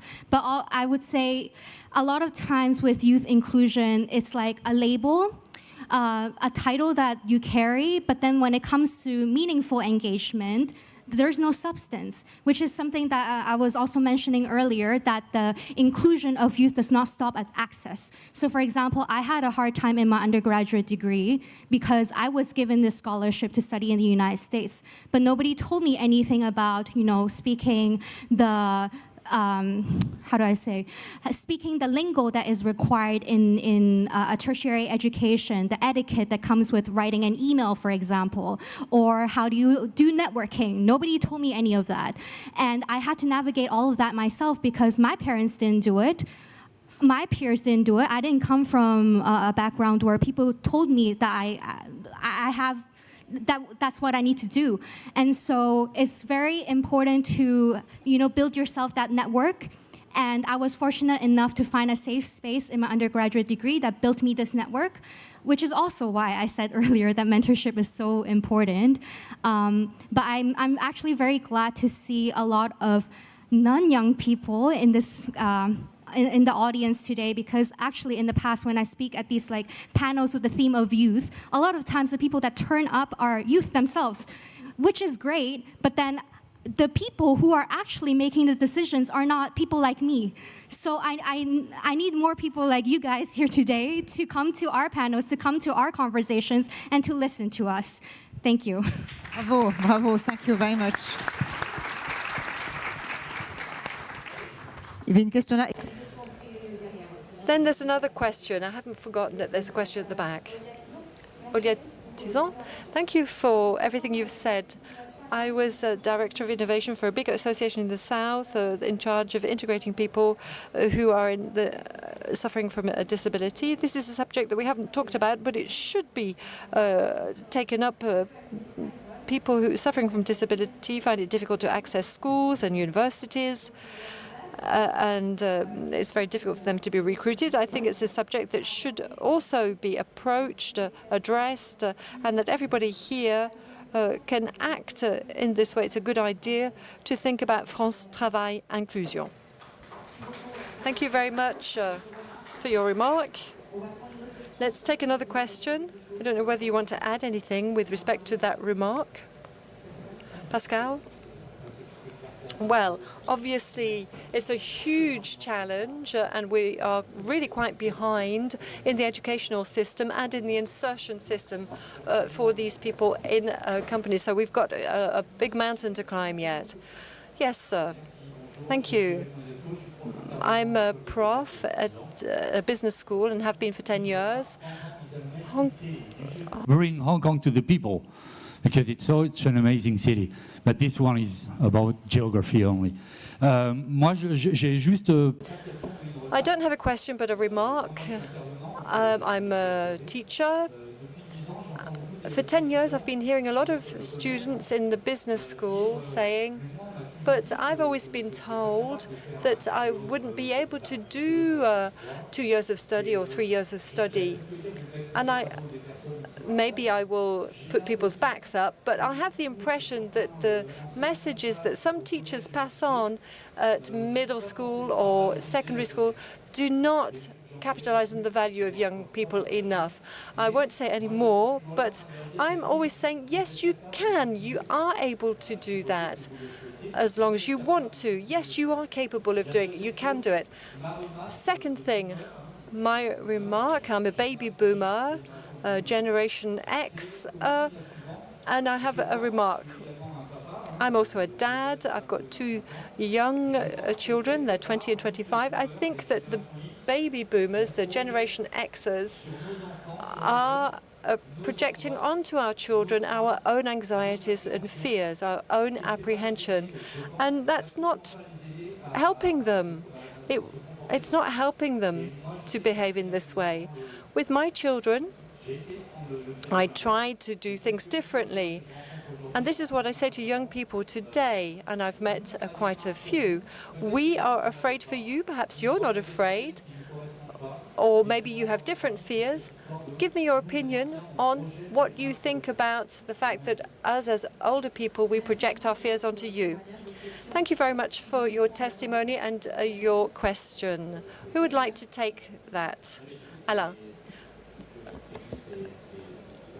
Well, it's true. You know, this is what I experienced too. At secondary school, I wasn't necessarily supported with what I wanted to do. But in my case, well, I don't think they were doing this maliciously, as I've said. But there are different types of profiles among teachers. Some can support us right from the start and say, yes, just go for it. And others might be more reticent and less enthusiastic about encouraging us. It really depends on the profile of the teacher. But what's important for young people is to listen to what you want to do. It's good to have outside opinions, but you have to listen to what you want to do. This is what you say to your students, I believe. It's a very good message, and thank you for what you're doing. Thank you very much. Is there one last question? Because unfortunately time is ticking. Yes, you have a microphone coming, and then we'll listen to Stéphane's conclusion. Yes, hello. My name is Aline Pic. I'm a student in political science. Today I have a question for Min Chang, who's in the middle. Jemai Chang. In political institutions and multilateral institutions as well, and the importance of giving a voice to the youth that seems to be misunderstood or that we do not hear us enough. However, it seems like a part of the youth today seems rather desperate to head toward the political institutions and multilateral organizations. So what can you say to the part of the youth that does not believe anymore in those multilateral institutions to make things move today? Thank you. Thank you so much for your question. And I believe that change doesn't have to happen from the top down, from like these multilateral political institutions. It could also happen from the bottom up. So one thing that I was involved with during my undergraduate career as a first-generation low-income student was that I was very frustrated with, I was part of a residential college when I was in my undergraduate degree, and the meal plan that was given to me as someone on financial aid was actually not enough to sustain 3 meals a day. And my school, while they had a resource center that provided snacks, they're not actually meals.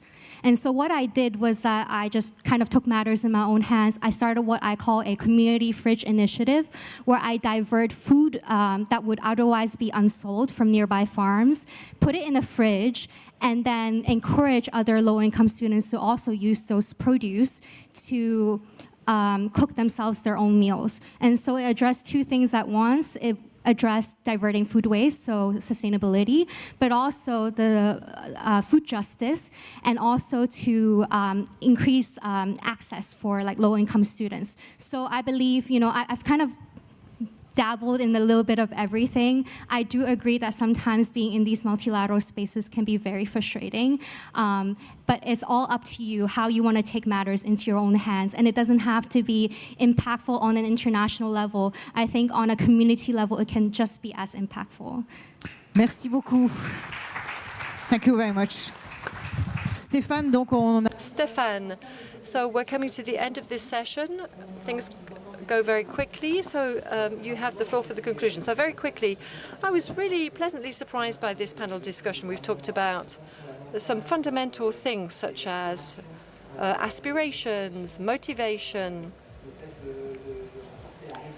strengthening young people's resilience. These are all things that are essential.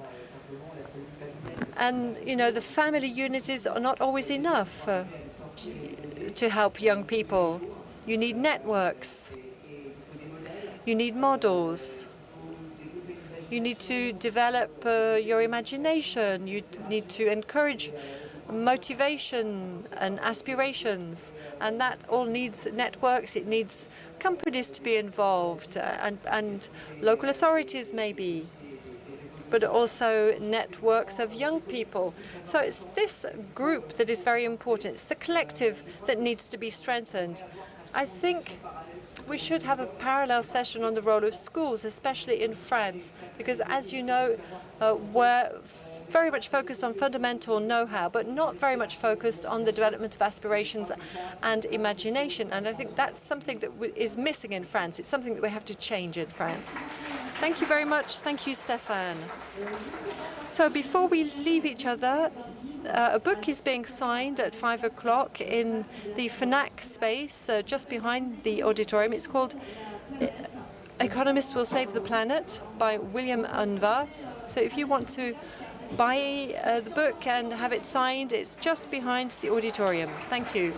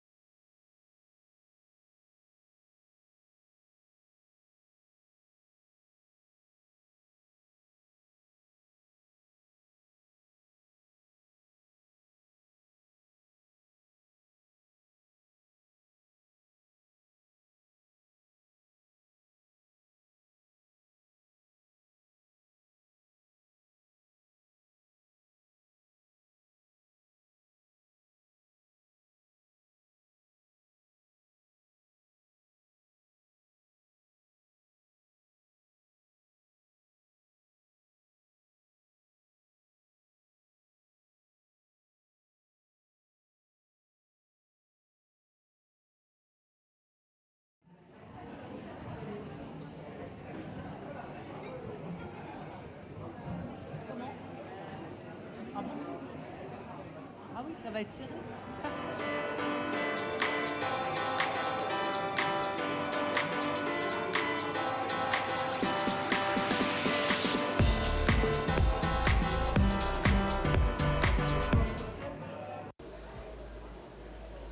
Hello, everyone. Mireille Weinberg. I'm chief editor at the magazine Capital.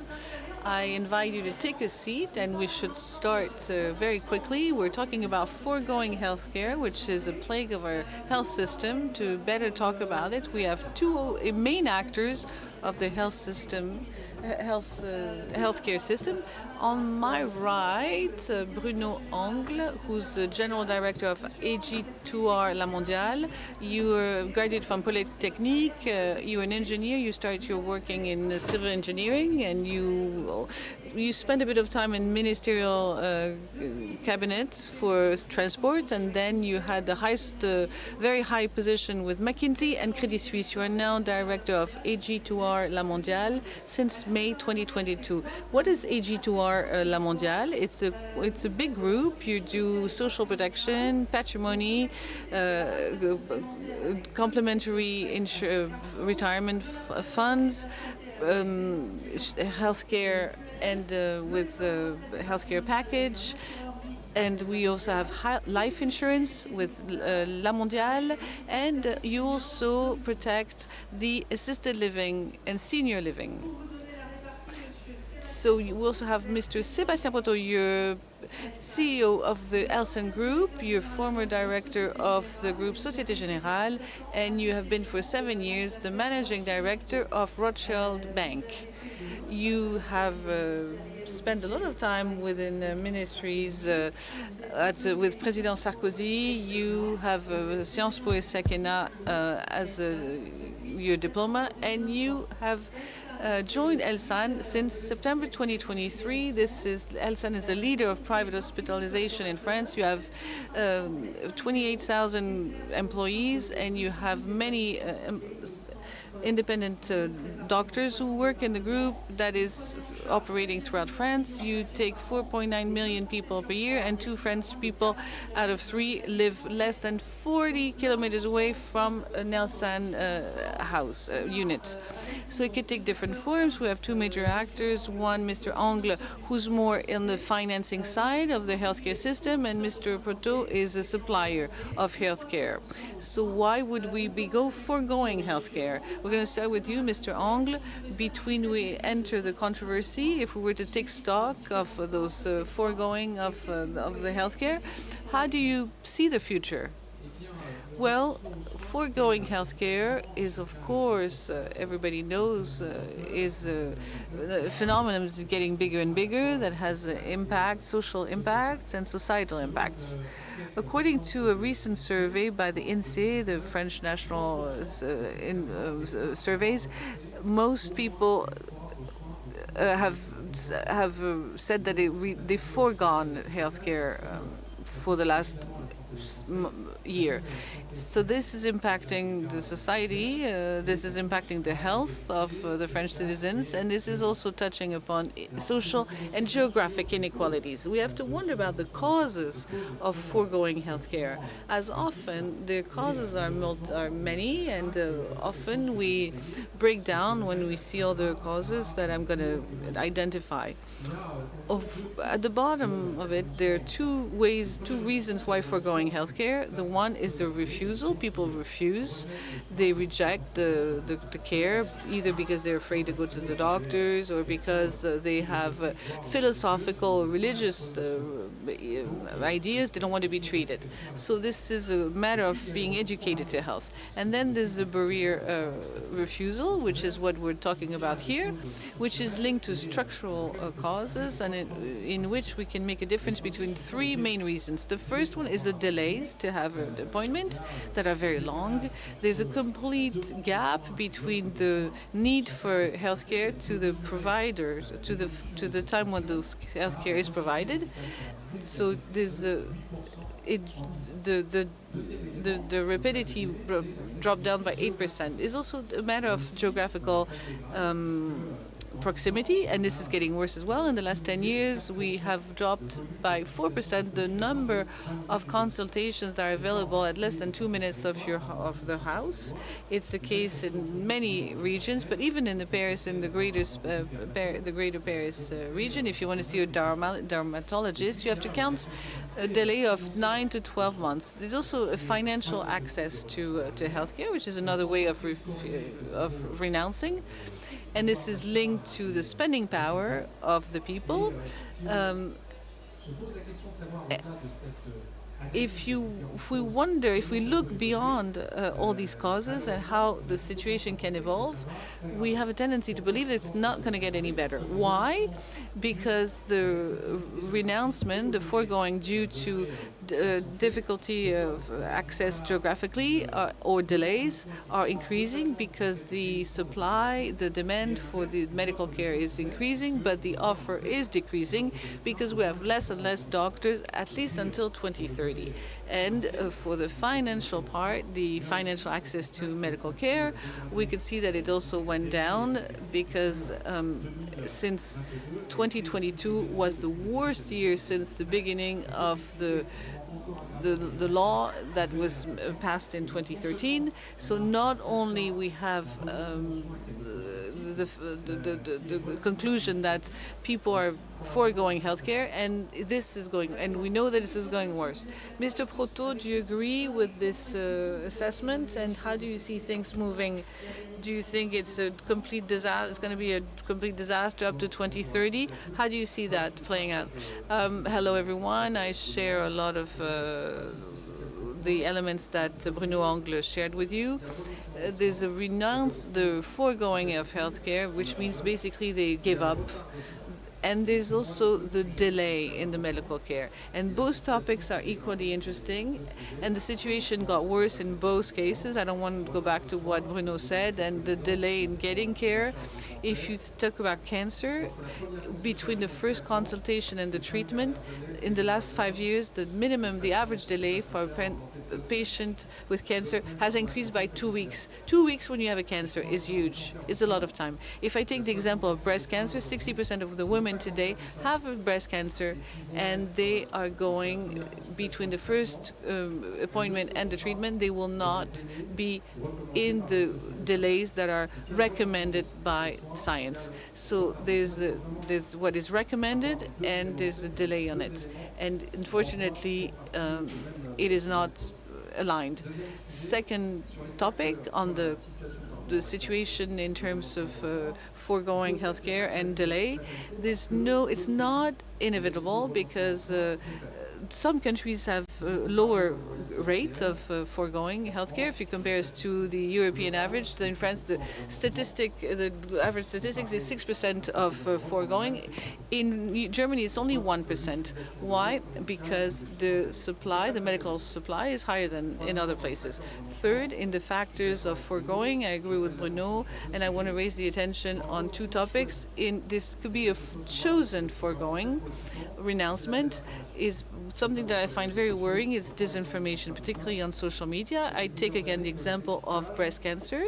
The screening has regressed in the last years. Why? Because when you go on social media, everybody's criticizing the mammographies. And a lot of women now stop doing mammographies, and it's a way of foregoing healthcare, medical care. And we have to fight this. And then we have the foregoing that is not chosen, that you are submitted to. So, for example, that's the economic factor, but I don't think it's the main reason. It's because in France, what remains to pay is very limited, but the other factors linked to the offer of doctors are the most important. The general organization of the system, and this situation is going to last at least until 2030. Again, nothing is inevitable. There are solutions, but for me, the main factor is the inequality of access to medical demography that has reverted in the last few years. And this is continue. 25% of the GPs are taking their going on retirement by 2030. It's a huge number to keep in mind.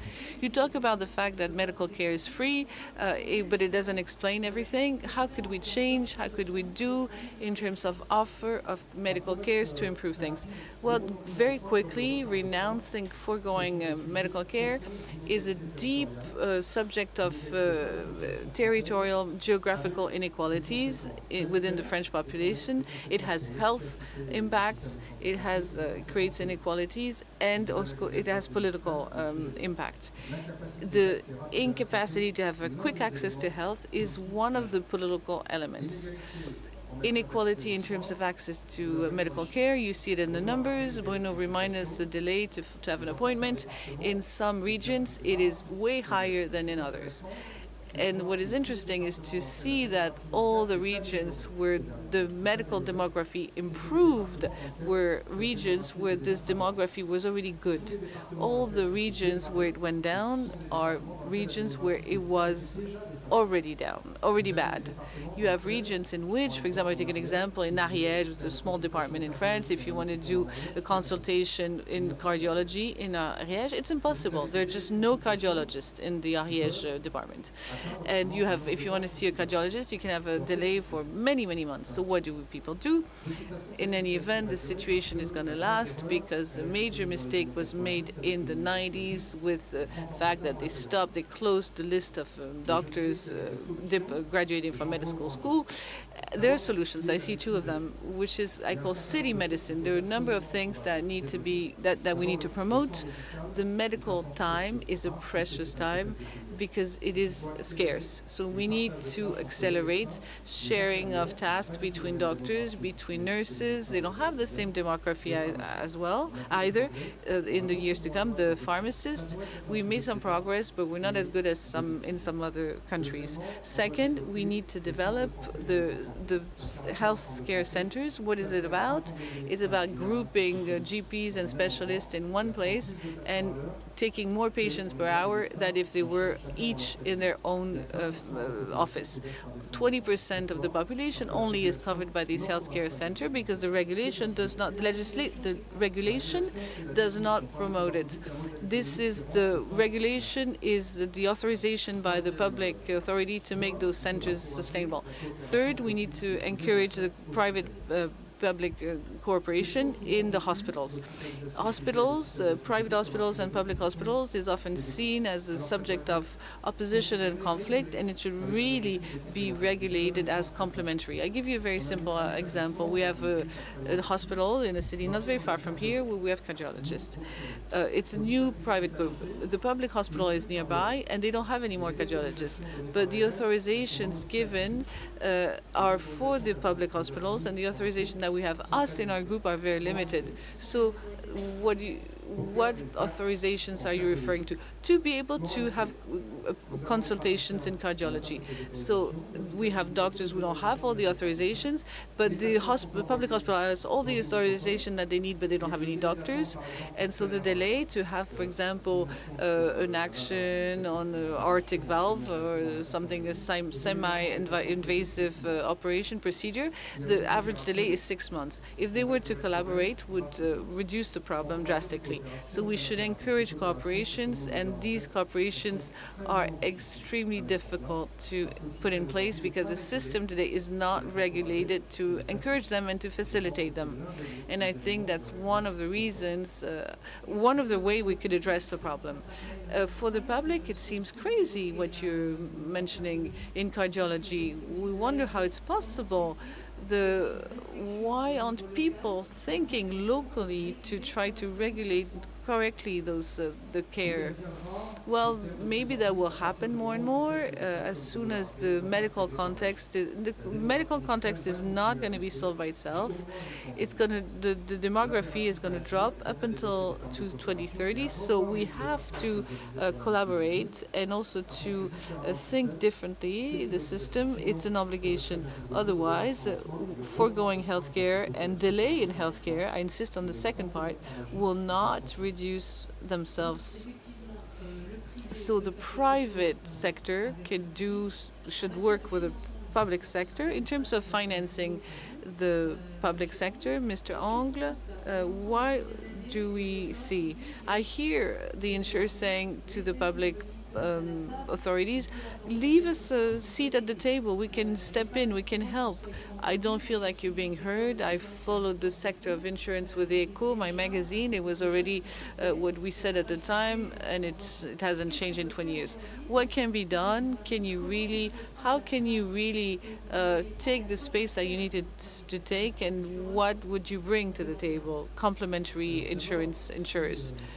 Well, if we have the copay that is quite low in France, like Sébastien Proto said it's because we have complementary insurance companies, and they play a major role to reduce this foregoing healthcare for financial reasons, and because of the mutualization to allow those who have a complementary insurance, health insurance, to have access to medical care. Second element, yes, what was very well described by Sébastien on a form of absurdity between private and public hospital. We find it in the dialogue between Social Security and complementary organizations for healthcare. And you talked about having a seat at the table. It goes beyond that. We don't only need to be at the table. We need to put ourselves in a mindset where between Social Security and the complementary health insurance, we are on the same side of the table. We don't want to enter a dynamic where we have to negotiate as if we're on reimbursement. Is it up to the Social Security? Is it up to the healthcare package, additional package? Because you know that we always ask the additional insurers to pay more. They don't have. You have to be at the break-even point, right? Yeah, exactly. So it's the same for La Mondiale. If you don't have any shareholders to pay to, still, if you want to be in a situation where you're going to still be around in 5, 10, 50 years to bring your services, you have to have a balanced budget. And if we're being asked to pay more and more and to reimburse more and more, we don't have any other solution than to raise the membership fees. So that could be a problem because people will not want to have private insurance or complementary insurance because they won't be able to afford it. So I made a few calls to the public authorities to say, let's stop, throwing each other the ball. Let's sit on the same side of the table and work together. There's enough people, intelligent people, with the Social Security and with the complementary insurance organization. Let's work on prevention. Let's work on to make sure that we ensure sustainable reimbursement. But unfortunately, this call has not been heard so far, and the quick turnaround of the ministers of health doesn't help. We've had 3 ministers in a few years. Mr. Gros, who put in place something, dialogue committee with the complementary insurance. But the person who came after him, Aurélien Rousseau, only convened this committee twice, and it didn't go very well. And Frédéric Valtou didn't stay long to have time to do anything, to even convene it once. So it's not because we haven't succeeded so far that we should be giving up. I'm always an optimist. We're going to have a new Minister of Health, and we should try to convince him to get into this dynamic. Mr. Proto, you were talking about medical time. We have a problem with medical demography. We need to make sure that medical time is real medical time. We have the first Macron government suppressed, stopped with this list of to have a certain number of doctors. But what do we do in the meantime to have things moving along? Well, you chain the shares between what a doctor does, what a nurse does, what a midwife does. Nurses are playing an increasingly important role. They're coordinating and managing chronic diseases. We're comparing with foreign countries, and the comparisons can go further. There are lots of subjects that are difficult, but given the context of shortage, there are huge consequences. So, talking about these consequences, there are 2 that I would like to remind you of. First of all, You know, when it's difficult to access a GP or a specialist, but especially a GP, you go to the emergency wards. And so that means that you're creating a bottleneck. In the different groups that we have in different areas, there are no more GPs, and you might have an elderly population. The immediate reflex is to go to the emergency ward, and emergency wards are not made for this.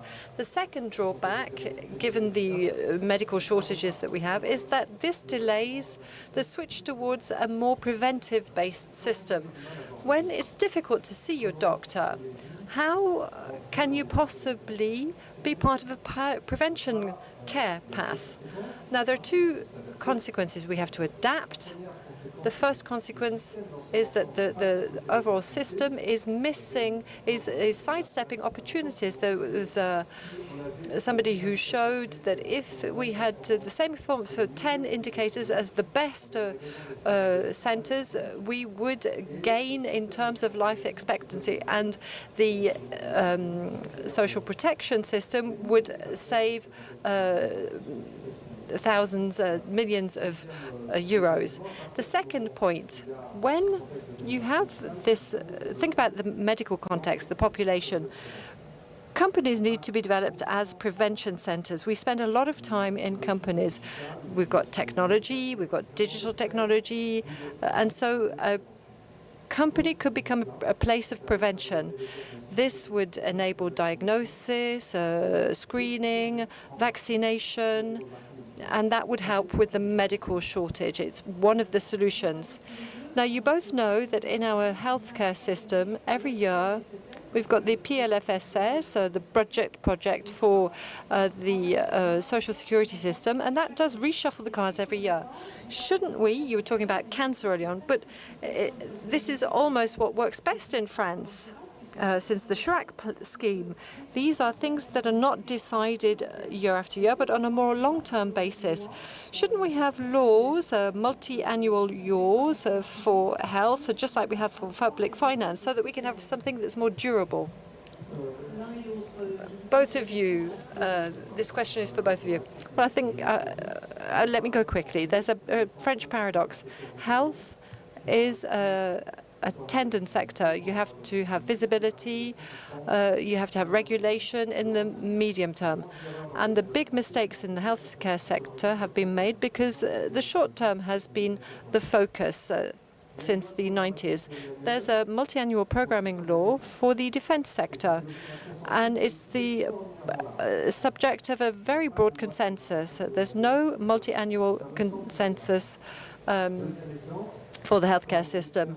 Now, when you want to make investments over time for the benefits of patients, you've got to understand how the economic mechanisms are treated with, for example, inflation. You have to keep in mind that the motorway organizations take into account inflation.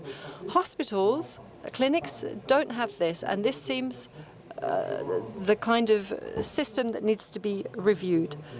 Yes, I agree, because it's a subject that I'm familiar with because of what I do. With the multi-annual law, yes, I agree. And I think there's a paradox between having a 5-year military programming and an annual debate, which doesn't really lead to many consequences. You vote, but the real expenditure for health is off target with respect to what was voted on every year.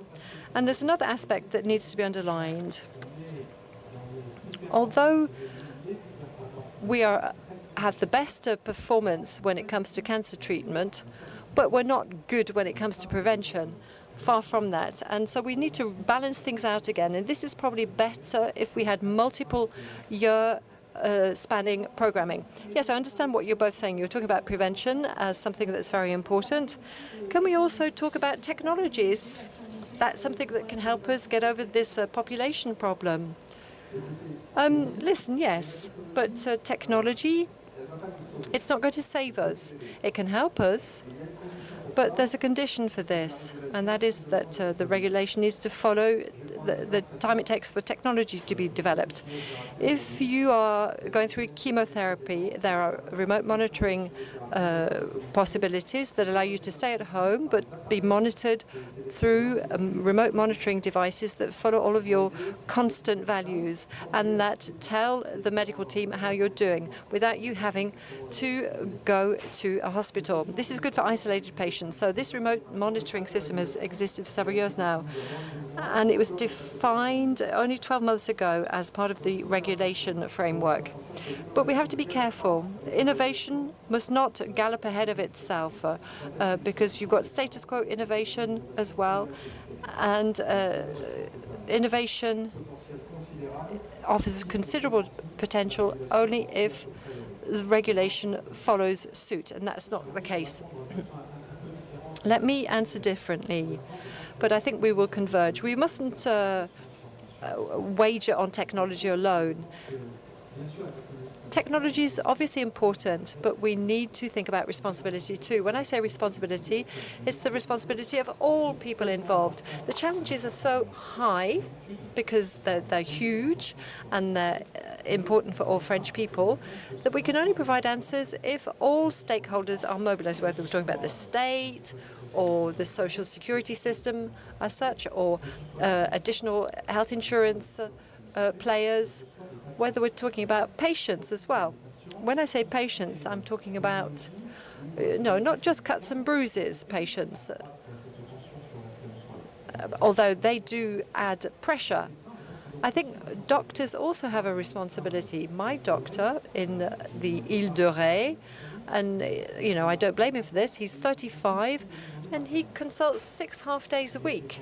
He was trained by people who, when they calculated the numerus clausus, they imagined that he would be working 10 half-days a week. So that creates pressure. So collectively, we're facing a problem that's huge. And if we want to solve that problem, once again, we have to go beyond technologies or financing laws.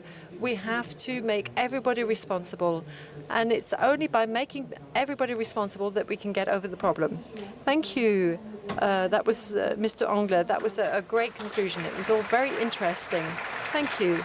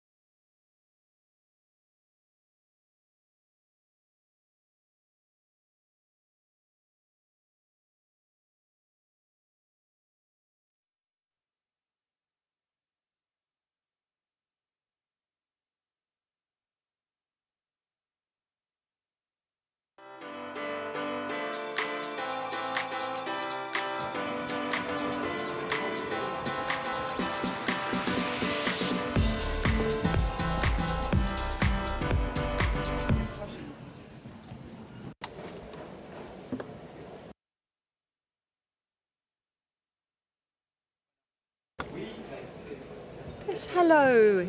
Thank you for coming. I have the pleasure of talking with Corinne de Bilbao, who's president of Microsoft France, Charles Gorentin, who's president of Alain, co-founder of Alain and CEO of Alain, Jean-Paul Mazelier, CEO of GIECB. Hello.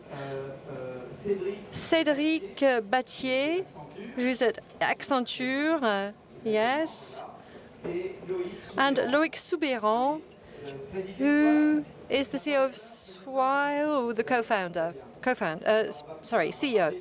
We're going to be talking about AI, and I had the honor of co-presiding the Commission on Artificial Intelligence.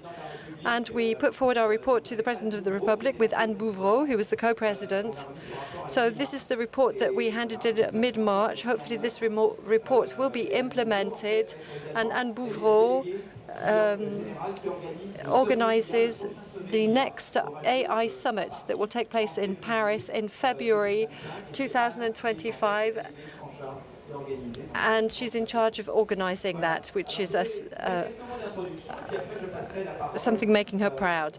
So I will be handing over the floor to these different speakers. Now, the revolution of artificial intelligence is something that cannot be avoided, and all sectors, it affects all sectors of activity, the economy, the organization of labor, public services, information, and cultural sectors. Now, there are always pessimists, big pessimists, and pessimists who are not as big. Now, the big pessimist, I've got a colleague, I like to pull his leg. He's a prof at the IET, and he's very pessimistic. He thinks that AI, artificial intelligence, will not lead to very much growth, and it will destroy jobs massively. Now, I believe that from a technological point of view, the revolution of artificial intelligence has an awful lot of growth potential, and that it also has the potential to create jobs. But everything will depend on the policies and institutions that we set up to go with that. And that's why it's important to vote on Sunday. But coming back to growth, why do I think that artificial intelligence, and this is what we say in the report, so what I'm saying is based on the report, why do we think that AI can stimulate growth? Well, because in fact, artificial intelligence allows us to automate tasks, not just when it comes to producing goods and services or replacing human capital with machines. It also makes it possible to automate tasks for the production of ideas, okay? So, for example, artificial intelligence makes it possible to solve complex problems. It facilitates learning. It's self-improving. So it's not only going to improve the production of goods and services, it's also going to improve the production of new ideas, innovation. Perhaps I think with AI, it's going to be even easier to have ideas, unlike what some people say. So studies have been carried out. There was one study by Eric Bryn-Johnson, my friend, who's an economist at Stanford, on a company which belongs to the Fortune 500, one of the biggest American companies, providing SMEs in America with advice about the adoption of software. Now, they've realized, in fact, that access of the employees to ChatGPT and AI considerably increases the productivity of workers. Now, that's on a micro level. That's just one company, you might say. What's happening at macro level? And there are two ways of looking at the macroeconomic impact of AI when it comes to growth. The first way is to extrapolate and to say, okay, we've had the revolution of electricity in the 1920s. We've had the revolution of information technologies at the end of the 20th century. And every time these revolutions have led to one additional growth point for 10 years. So if we base what we're thinking on that, we should be at the stage where we can have that growth point for the next 10 years. But that is one method. Another method is to say, okay, I've said that artificial intelligence automates tasks. So this increases productivity of work. Now, my friend tried to look at things from that approach, and he found that 0.07 points a year was possible. But if we do the same thing as my friend. This gives us 0.708 of growth for 10 additional years. And that's not taking into account the fact that artificial intelligence automates not just the production of goods and services, but also the production of ideas. And that means that when I say 0.7 or 1 additional growth point per year, I'm not reflecting reality. Technologically, AI can improve growth. Now, this brings me to the problem of institutions. The big problem is the lack of competition. When we had the revolution in the United States, growth went up between 1995 and 2005, but then it started to go down because what happened was with the revolution of information technologies, there was the introduction of GAFAMs. They carried growth, Microsoft, Amazon, Google, etc. They carried growth, and I know that you carried growth, you led growth, but you made lots of mergers and acquisitions, you grew and grew and grew, and then you inhibited the entrance of new market players, not all, but some of them. So to begin with, at the start of the 2000s in the United States, there was a decline of the emergence of new companies. So the innovators of yesterday acted as a barrier to new players. So for artificial intelligence, the problem is that in the upstream segments, when we talk about the value chain for AI, and Benoît Duré would be able to explain this to you, there are very few companies in the cloud and all of that. These are segments that are not totally competitive. And so the idea is that AI has a lot of potential to provide growth, but the barrier might be is because there is a competitive policy that is not favorable enough. So there are people who say that we've got to regulate mergers and acquisitions. There are people who say open source software is very important. Access to data is very important. The digital market has to be extended to the whole value chain for AI, notably the cloud. So competition is very important if we want to really draw on the growth potential. I don't want to talk too long because you've got AI and employment. Yes, and can you bear me a little bit longer? No, employment. So there is the fear that AI is a risk, an existential risk. AI is making us all redundant. You know that each job involves a certain number of tasks, and AI is replacing a certain number of tasks, as I've said. There are jobs for which all tasks are going to be replaced by AI, and in this case, jobs are threatened. But in this report, we calculate it's not more than 5 to 10% of jobs that will be threatened. Otherwise, jobs will have to be restructured, rejigged. That will save times for boring tasks and allow for more time for interesting tasks. So AI, we know that for a sample of companies, AI will increase jobs for these companies because they will become more productive, more competitive, and they will have a bigger market for the products, and they will be employing more people. It's the productivity effect that is better than the idea of replacing man by the machine. So what about people who are losing their jobs? We need an educational system, we need vocational training, and we need a good social security system, like in Denmark. We've got unemployment here, but it's not as good as the flexi security in Denmark. So we can generate growth and employment, but we need the right institutions and the right policies.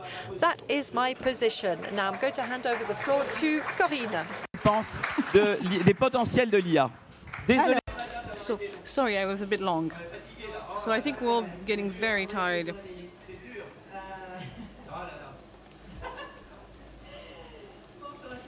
Hello, everyone. There's several topics that were touched upon, so we're going to try to address them one after the other. I am among the techno-optimists, but the techno-realists, if I can say that this way, in the sense that the way that we look at the benefits of AI is about looking at the user case and what it brings to society. You've said it, all the technological revolutions have brought on disruptions, job losses, changes in the skills. We talked about electricity, we could talk about the printing industry. There was a revolution as well, and that has destroyed some jobs at the time, but created also a whole new economy. The people who make paper, who make ink, and that promoted commerce and Renaissance and the Century of Lights, etc. So that happens through over a number of years. The difference is where we're living now is it's happening very fast on a very short time span. There are 5 million user in ChatGPT, 2 months later 100 millions. So the speed of the change is very important. And what is really important is revolution, is it happened at the same time in different geographies. So the topic of this technological revolution, we say, is it going to be beneficial or not? The important is how is it going to spread? The capacity of adopting the technology fast or not, and is the value is going to be shared? If we can do both things at the same time, it's positive. So what I'd like to answer without criticizing on the concentration of value, the reality today is that if we look at the regenerative AI technology, there are 3 layers of infrastructures, and it's true that the amounts of capital are so big that today it is concentrated on a number of actors who are mostly Americans or Chinese. And Europe would like to think that they could replicate these infrastructures, but that would require a lot of money. If we look at the economies and the economic system that it creates, there's all the different language models like OpenAI, but there's also other language models that have been created by this technology, and there's the applicative layer for companies that will help them be more productive in their processes, to create value with the clients, to create innovation. We talk about 500 million of applications that we're going to be created by 2030. That's where the value is. So the big danger is to spread ourselves too thin in the way we spread capitals and what we want to aim, and to be too late on the adoption phase.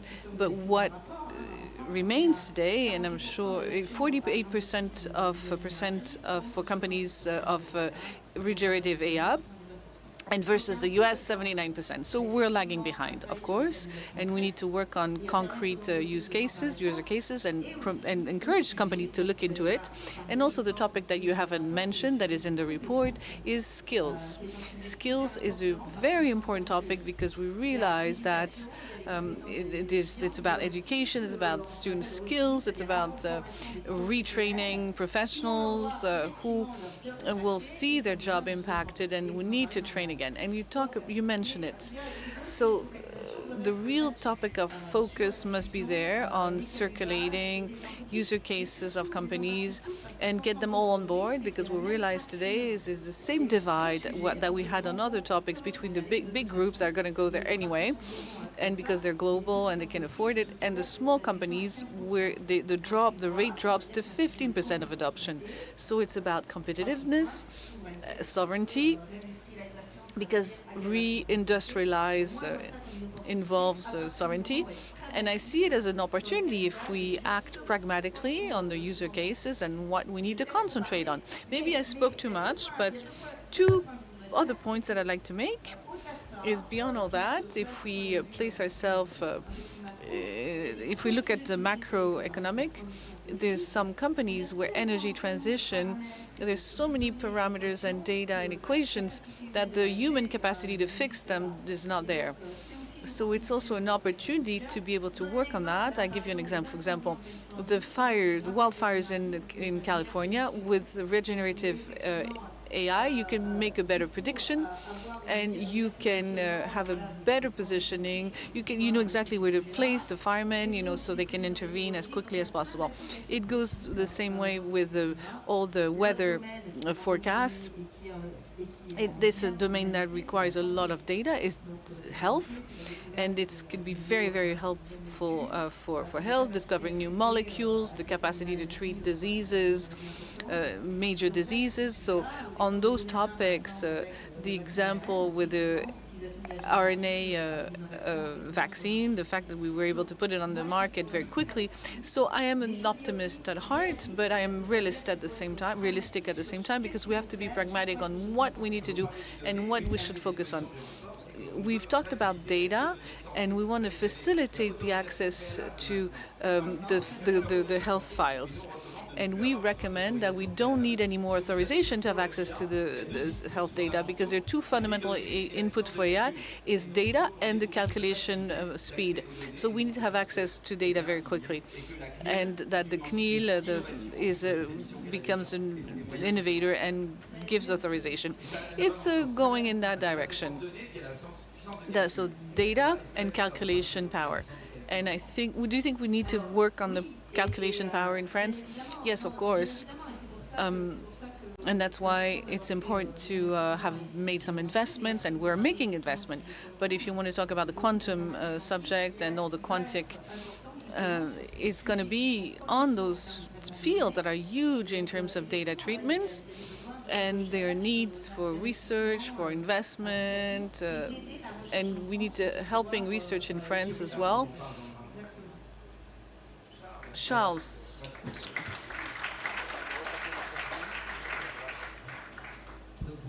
Hello, thank you. Are you a pessimist or an optimist? This is the first question that we're going to ask you. What category you put you in? It's an excellent question, and I consider myself as a methodical optimist, not a die-hard optimist who just doesn't really look at things closely. I look at things very closely and remain optimistic. And I will tell you why it's very important to be an optimist, because I have two hats. I am the co-founder of Alan. Alan is, we created in 2016. It's a company that is now 500, insures 500,000 people in France. And also, I am also a co-founder, a non-operational founder of Mistral AI, which is a company that we created from scratch a little over a year ago to create a European champion of AI. And why did we create Mistral AI? It was to be able to support the innovation that we want to do within Alan. I have my own training in AI, etc., formal AI. I did that about 10 years ago. In 2022, I decided to stop everything that I was doing as the technical director of Alan to focus only on AI, because there was something coming up. It was regenerative AI. Because we really have to make the difference between the generative AI and the classical machine learning, that is discriminative AI that exists since the 60s, and the generative AI has managed to be on the forefront in 2022. And the strengths of generative AI is that it is possible to use AI even if you don't have 10 people in a team of engineers and data scientists to work on it. In fact, you can use AI as soon as you can write in a text field or to give instructions. We can use AI now with that. The barriers are getting lower and lower. So on the topic of what SMEs don't yet have AI, it's cultural, in my opinion. So I go back to Alan. We decided to transform the company with generative AI in 2022. We started to change everything, all the processes in the company. And what happened is we realized very quickly that we were using only one actor, which was OpenAI, to be able to provide us with generative AI. And what happened is we decided it was not possible to take this risk as a company to have an actor such as OpenAI that would basically take over the market. So we had to create something, an alternative, a European champion that would be based on open source, because open source is a chance for everyone to own the parameters of their own model and to own the model. So competition is important. Yes, competition is very important. Open source is very important because it creates an explosion of innovations if you have open source models. So that's why we created Mistral. And at Alan, we have some concrete cases, and that's why I really disagree with Teramoglu, is we have some concrete cases where we see that AI is saving us millions of euros in terms of productivity costs. I'm going to give you a couple of examples. The first one is at Allen, we received 1 million bills per year. People would take a picture of their bill at the doctor and send it to us, and we need to treat those bills, very fast. And there were some people who would look at the bill and they would extract the name of the doctor, the price, and the date, and that would take them a few days, a few hours. And it was not a very fun job to extract information from a bill. So what we did is we replaced that by a huge language model, so we can then reimburse people in 1 minute, sorry. And after that, to save millions, and allowing people not to spend time on that. So productivity gains are huge. It means that all the people who do these jobs are not very interesting of extracting data. They can move on to jobs that are a little more interesting, where they're going to manage all those AIs. So it's much more interesting to do that and much more intellectually stimulating. So are you creating jobs or are you destroying jobs? What's happening is we have a better I repeat my questions. Are you creating jobs? Yes, we're creating jobs. So if you're not more productive, we can recruit more people because it's more sustainable to recruit the marginal people. So by improving the productivity, we increase the demand. So this is a productivity effect that is more important than the substitution effect. Statistically, out of our 9,000 companies in France, and you're in your own company.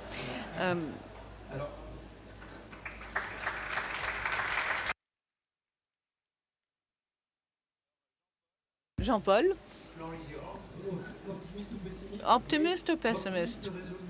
Optimist, absolutely. I'm going to make Corinne happy because I want to, as an introduction, I would like to quote Bill Gates, who says that in terms of technology, we have a tendency to overestimate the impact at 3 years and underestimate at 10 years. So we overestimate the speed and underestimate the impact. It's the same thing for the AI. It is going to modify fundamentally our behaviors, our ways of working in companies, as of our behaviors in our everyday life. But it may take a bit of time to get to such a revolution, and it's a real disruption. That's how we should take it. I consider that it's a strength. It's for transformation for companies. I work with Cap Bancaire and another major French banking group, but I think it's going to change things fundamentally, and we should take it as a real opportunity. The question is it going to create jobs? Is it going to replace employees? I think it will probably jeopardize the companies that will not adopt AI, and the employees will not be replaced by AI. They will be replaced by other employees who know how to use AI, and no matter what their hierarchical situation in the company, so including for managers. So it's going to become something absolutely indispensable in the way we're going to have to work tomorrow in our industry, particularly banking and finance. AI will generate or will amplify banking models.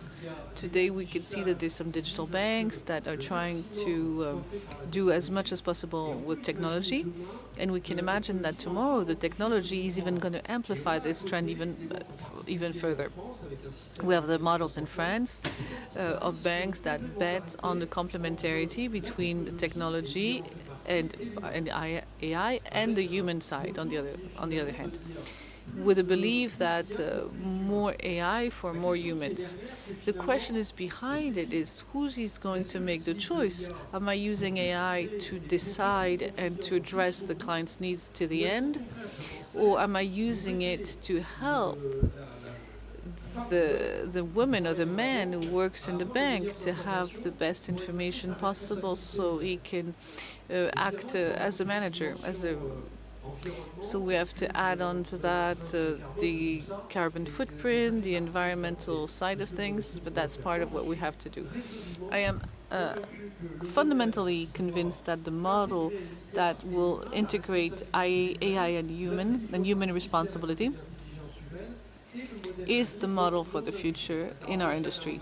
So it replaced a number of tasks, but it allows us to have more time to concentrate on other tasks. It's not only a question of time, it's a question of being more personal in your relationship, so to have all the elements to be able to exert your responsibility, your empathy, your emotion, to take a step back and everything.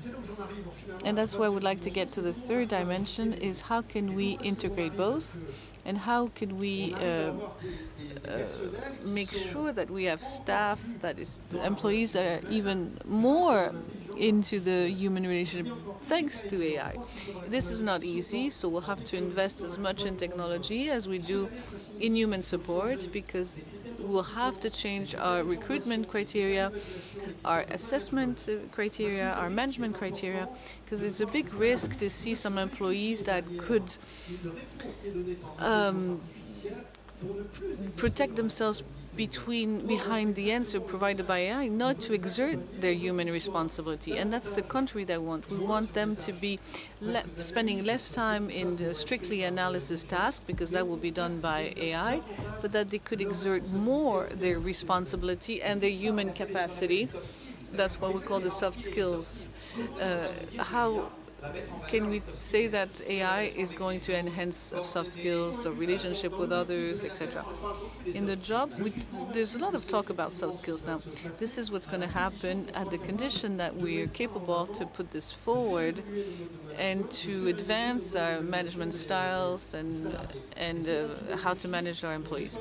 And this is the challenge. I haven't talked about so much about AI, but I've talked about all the human support around AI. Do you think it could be a way to promote social dialogue in the company? Some people say it's going to isolate people. Some people say it's going to promote social dialogue.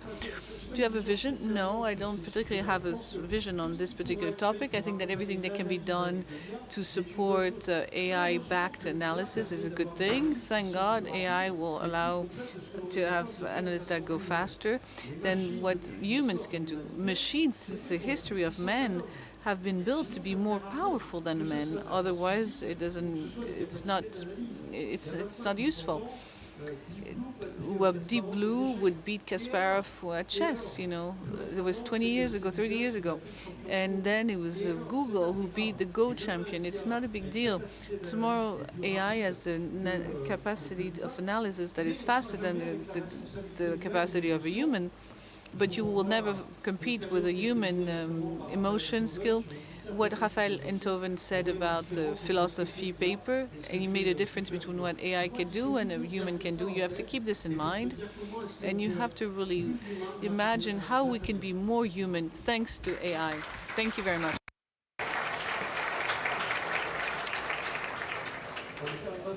So I was going to tell you a bad joke. What about dissolution decisions? Do they have to be taken by AI or not? But I won't share that joke with you. Anyway, over to Cédric. So the challenge at this stage in the conference is to give a point of view without repeating everything that's been said up until now. So with respect to the question, and this is Accenture's point of view, being optimistic. We are resolute optimists. Optimists in the sense that there are lots of prerequisites, lots of things that have to be set up in order to help with the transformation in companies. Accenture is there to help big companies with their transformation and to help them to use new technologies in the best possible way. What we want today, well, there are three main messages with respect to AI. First of all, the potential of value creation for society and companies is unparalleled. Secondly, the match between construction and destruction is only just beginning. It's difficult to say how things will be. But we have some enlightenment points that I will share with you. And the third part is that globally, when it comes to prerequisites, AI can be its worst enemy if you don't have prerequisites, and it will not fulfill its promise. So going back to the first point, we performed a study on 30,000 tasks in companies across the world. And what we're saying is that 56% of tasks are going to be impacted by AI. So it's huge. So out of the 56%, half will be impacted by automation. Those tasks will disappear They will be automated. The other half of the 56%, so 30%, will be completed. So human beings, and this is what Jean-Paul was saying, human beings will be able to be supported by new technologies, AI, in order to take decisions, will work differently. So the impact is huge, 56%. What's interesting is when you look at the business case and you share it with companies, and it's about reinventing costs, it's between 9 and 25% of the cost structure of a company that's going to change because of AI. It's not going to go down, but it will change. And what's interesting is that what we're seeing specifically with this wave is that unlike digital technologies that impacted specific sides of business, here everybody will be impacted. The 56% that I was referring to is 38% of impact chemistry, and it's more for finance and banking. So all sectors of business will be impacted. Now, with respect to the digital revolution, all functions within a company will be impacted. So the legal department, R&D, operations, all functions will be concerned by the AI wave. I won't go back over what I said about the speed, about the fact that it's very easy to use, that these are just factors that mean that AI has a value proposition that's fantastic. Let me take an example to illustrate the materiality of this. A call center that we operated. So a call center, there are two aspects of the business case. The first aspect, how can AI reinvent the customer experience? Today, when you have a call center, the first thing, whatever the operator is that there's a waiting line. It's a robot that picks up the phone, and then you wait in line. So now, instead of waiting 3 minutes, it's 0 minutes. Now, the user experience is improved because of this. The resolution time is also improved. The responses are more specific, so the customer experience is much improved. The costs of operation are decreased by 56%. So we've got better value, and we've got an impact, a positive impact on cost. So it's not about destruction, because as the response is better targeted, it's also possible to provide better service. So the demand goes up, therefore. Yes. So this is just one example. I've got lots of examples. Let me give you a second example, software development. We might say that it's disastrous because AI is going to make sure that all departments will be lowering their staff numbers by 30–40%. No, there will be more development, in fact. And it's all of these things that have to be dealt with. Now, the second point of view that I would like to develop concerns destruction versus construction of jobs. Now, the match is taking place right now. There's an example that I like. Everybody forgets to say that the pocket light was killed by other things. But the first results are over time, and the match is even, if not tending towards more jobs. In 1999, there was a focus on banks and the impact on banks. And in 2011, 2012, things are going down. The initial promise was 300 million jobs being destroyed. So the match between creation and destruction has to be nuanced. There are different shades, and there will be more construction than destruction. Now, the last part, AI, when you talk about AI to people, the first reaction is that it works on its own. So everybody says, and this is what Jean-Paul was saying about the kinetics, the time, 3 years instead of 10 years, which is what Bill Gates was saying. But when you see a demo, you think that things will be done automatically. The transformation will happen on its own. But in fact, it takes more time than we imagine. If we take an example that's very amusing, again, in the software development field, if you give licenses that allow allow the software development to be improved, you can gain in terms of productivity by 30–40%. If you don't transform the company, your productivity gain will be 0, 1, 2%, but very close to zero, because there are different things. One, the use rate is not as high as that to begin with, and also the people using the software need to be helped. There are good users, bad users, so the transformation cannot be done all in one go. So I haven't taken up all the time, but for us, the 3 messages are: this revolution is exceptional. It's exceptional because of the amplitude, because of the size, because of the promises, its speed, and the promises. So it's an industrial revolution that we mustn't mess up. The second point is the destruction-creation match. We know that things will be destroyed, but there will be many things created, and the match is in favor of creation. And the third point, be careful. AI can be its worst enemy if you don't have the kind of support. And that's where states and governments can help. You've got the right mix in terms of regulation and support and investment. So the state can play a role there. Yes, it's the state that can play a role. Do we need some kind of laws? We know that it's important. Investing in education, investing horizontal investments, research generally, flexi-security, all of that. We know about that. But do we need an industrial policy for AI? This is a question for all of you. On top of everything else, on top of the DARPA AI, do we need some kind of law for education? And these are real questions. That's a very good question. So from a corporate point of view, this is what I think. What we're seeing in companies is that there's no responsible AI logic that's defined upstream. If there's no architecture and platform defined for AI, if there's no logic for the human side of things, you rotate to jobs in the company. If you don't have all of that, if companies don't do all of that, then the promise will not be fulfilled. And that's the sense of my third answer. Loïc.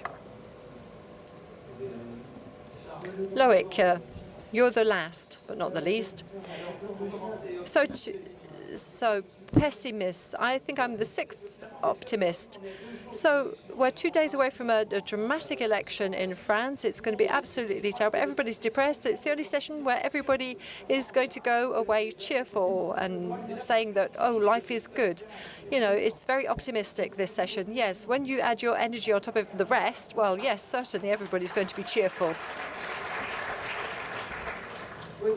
Yes, so to be original and optimistic, but also realistic. I think we've used all of the different adjectives. Realistic is another adjective. I'm going to try not repeat everything. So there's a lot of fantasy, there's a lot of emotion connected with AI, there are emotions that are exacerbated, there's a lot of excitement for the pure optimist, and fears, crazy fears for the most pessimistic among us. So there's something that's obvious, and that is the speed of adoption of the technology. 24 months ago, there was nothing, literally. And yet, and this is what we're seeing the speed at which everything's being adopted. And a study came out recently that showed that 30% of employees today use generative AI on a day-to-day basis in their job. So it's a speed of adoption that's absolutely crazy. But in spite of that, the fears, the excitement, have they materialized? No, not at all. 30% of us use AI on a daily basis. Do we have the impression that everything's changed in our jobs? Has there been a massive creation of jobs linked to AI? No, not yet. So I think it's just to echo what was being said. So time requires time for things to be set up. And it's a bit like the flashlight, what you were saying. I don't believe what you said. Anyway, AI. I think we can be very optimistic. We should focus on what's best, not what's worst. And perhaps something that hasn't been said is that AI, notably, is going to help people. To have more multi-purpose jobs. versatile jobs. And this is a key to commitment and fulfillment. The world of work, and Gallup's studies show this, have shown that employees have never been so disengaged from their jobs. And if they're disengaged, it's because they are being subjected to their organizations and the bureaucratization and that's what creates burnout. And making them more versatile will reduce the coordination costs in the teams. And so we'll have the impression that there is an impact, that there is progress being made individually and collectively, and it means that the social climate will be much more positive and better for fulfillment, and it will help with individual performance and collective performance. So that's something that I really wanted to put out there on the table. So we were talking about productivity. You've got the jobs.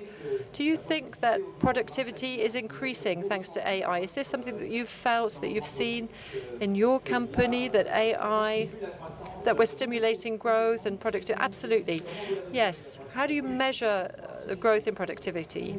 Well, here's a very concrete example. Our teams, our marketing and creative teams, since they've been using on a day-to-day basis AI without being ashamed or being afraid of being replaced, we've kept the same number of staff using AI, but we've been able to come up with twice as many operations and campaigns thanks to the increase in productivity. So that's very concrete, and I can guarantee that in-house nobody is afraid of losing their job because of artificial intelligence.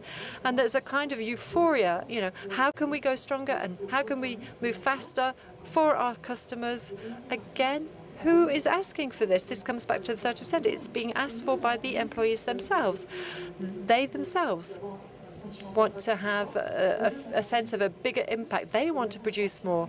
There's a sense of pride that goes hand in hand with all of this, and it does the whole company good. So there's this fear of massive destruction of jobs. I really don't believe in it for 1 second. Let's take an example that may wake you up, shake you up. In call centers, we think immediately of call centers and how disastrous it's going to be. But first of all, we need to remember one thing, and that is attrition. The attrition rate for employees in call centers is close to 50%. So basically, but there are exceptions, but every 2 years, the whole staff is completely renewed. What are going to be the reflexes of the call center companies? Well, they're not going to massively take away everybody's jobs because the turnover is such that if there's a drop in demand, and it will take time for this to happen, then they simply need to adjust the number of people recruited rather than manage people who have lost their jobs. There won't be anything brutal about that. There won't be a brutal removal of jobs. And these companies are still seeing a future in a positive way, even those companies, because they're saying this is a means to be more productive, a means of increasing our margins, etc., etc. And I would like to remind you of one last thing. We've got to be careful. Perhaps some jobs will go down. They will maybe not disappear entirely, but there will be less of a demand for them. This concerns some professions. Let me remind you that there are still very many sectors that are suffering, that are under a lot of pressure, that are not able to recruit, and perhaps that the employees who can go and work in a call center, maybe they will be able to go and work in other industries where, people are looking for people. So the school teaches you to learn. So having a good school system, it gives you a certain amount of flexibility. Now, there's a very interesting map drawn up by Anton Berger, who classifies the different types of jobs according to whether they're more or less exposed to AI vertically and according to the share of tasks replaced by AI. Now, the most exposed are accountants, telesales. There are many tasks that are likely to be replaced, and then there are others So, for example, cleaning technicians. So, in all, the professions that are going to be replaced represents less than 10% of jobs. Yes, there's that. And there's something else that I wanted to mention, and the Brynjolfsson study. They didn't just look at the impact on the volume of jobs, but also on inequalities. So the Philippine employees have access to ChatGPT. Are they the most productive or the least productive that benefit the most? Well, it was the least productive who benefited most from this. In their study, generative AI reduces inequalities, and that increases job satisfaction and customer satisfaction. Have you experimented with the effect on inequality? For example, does it reduce, the gap between having more or less experience? What about measuring happiness at work? Yeah, what about the quantity of jobs reflecting happiness or inequality?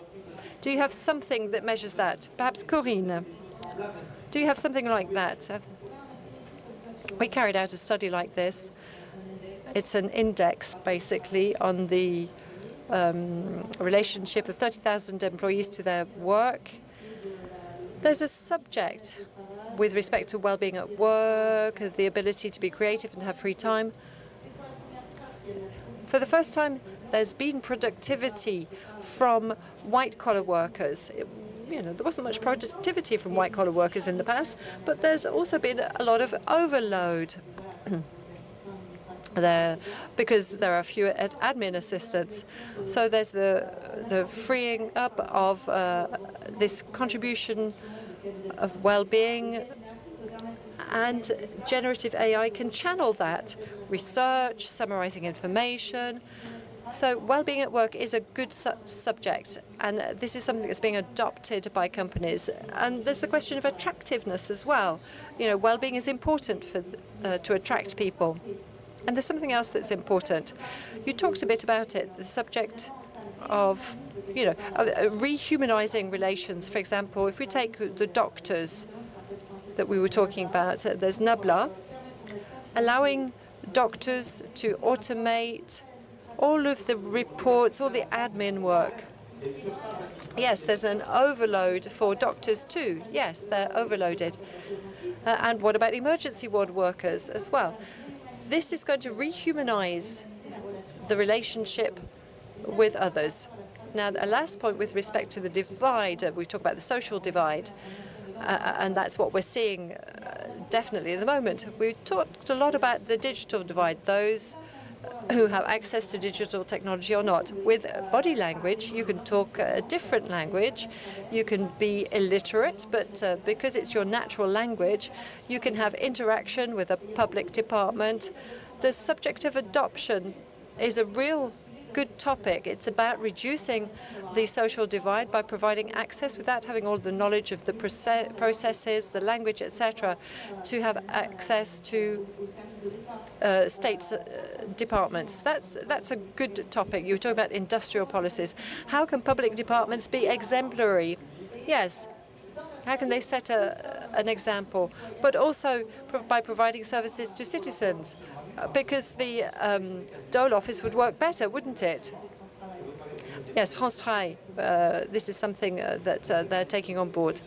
So with respect to these questions, in your experience, do you have anything that you would like to say? It's very interesting. It's not the first time that there are productivity gains on white collars. Like, for example, remember Excel made the accountants much more efficient than before, and there are many more accountants, maybe not so massively than generative AI. Well, still, to be able to manage everything in a table was great. But what I find very interesting is that all the pile of talents are collapsing. The collapse of the talent staff, as the Americans call it, is that one person can do a lot without being extremely competent in all the topics.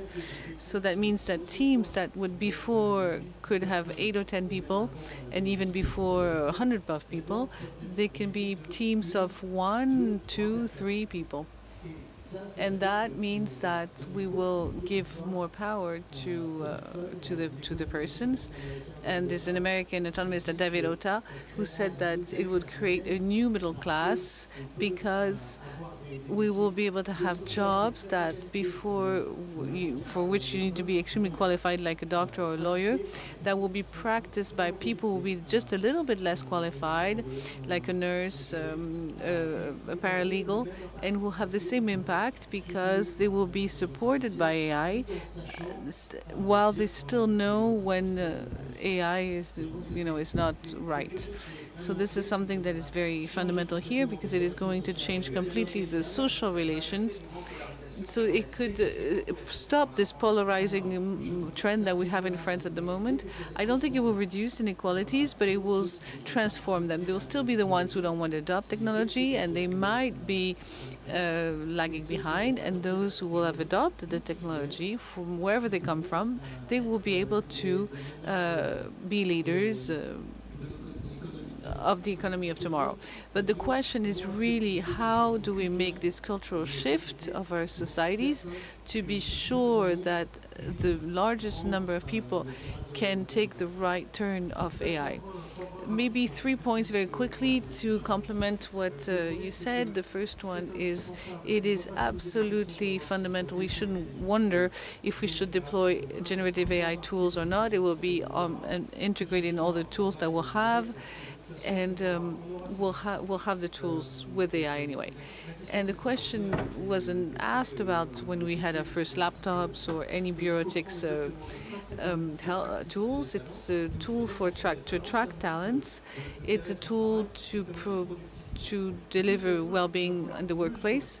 And the second point is we have to measure this productivity, because the major difference from now and before is we're not looking at IT technology that is in CapEx, but it's OpEx. So, of course, for companies, and we already see it in the US, this is a huge increase on IT costs. So we'll have to use something in front. Either we'll have to increase the results or increase the revenue or the productivity. So we'll have to measure and find out what will be the consumption. What I do research on Google, it's free. If I do a prompt, it's not free. So the companies will have to have the capacity to measure that. Third point, and this is quite something interesting to discuss here, because we talk a lot about AI, but we don't do enough AI. We don't use it enough. In the company where I work, we realized that there were 130 or 150 pucks everywhere. But when you're looking at something that has to be scaled up and that has to have a real impact on the employees or on the business, finally we realize that there aren't enough of those. So we need to move on to concrete actions. It's time to wrap up. We haven't talked about the AI Act. Do you have an opinion on the AI Act? In the report, we didn't want to mention it because we wanted to focus on France. Do you have an opinion on the regulations, good or bad? Are there things that you would have liked to see improved in this AI Act? You each have 20 seconds, 30 seconds, not even, because we have 1 minute, 43 seconds left. So if somebody wants to say something about it. Well, I wanted to say, to give two very precise cases when we talk about reducing inequalities and promoting well-being. I'm going to give you two examples. You go into a company, you join a company, you don't know the rules of the company, and tomorrow a lot of companies are starting to do that. You have someone who works with you in your first steps in the company. So that's a good example for beneficial. Everything that could be also knowledge sharing. Somebody who's been in the house for 25 years, he knows all the processes. So you have this logic of shared basis of knowledge, and you reduce inequalities and you promote well-being. So there's less. It's less handicap not to have experience in the company. A few words. 50 seconds. So one point that was not mentioned enough, maybe, is AI without data doesn't work. Yeah, that's why we need the data, and that's why we need the authorizations to get the data. So before we thought that we had time, but in the company's world, a lot of companies don't have the capacity today to activate all these major theoretical principles. because they don't know how to do it. And there's a huge work that to be done in the structuring of the data model before we can benefit from AI. So, well, we won't have to go into that, Charles, but to have a debate on that. But it's a good thing to remind it is we have time, but we have to get going. Thank you. I think we're at 0 time left, so we have to break here. Thank you. Optimisme.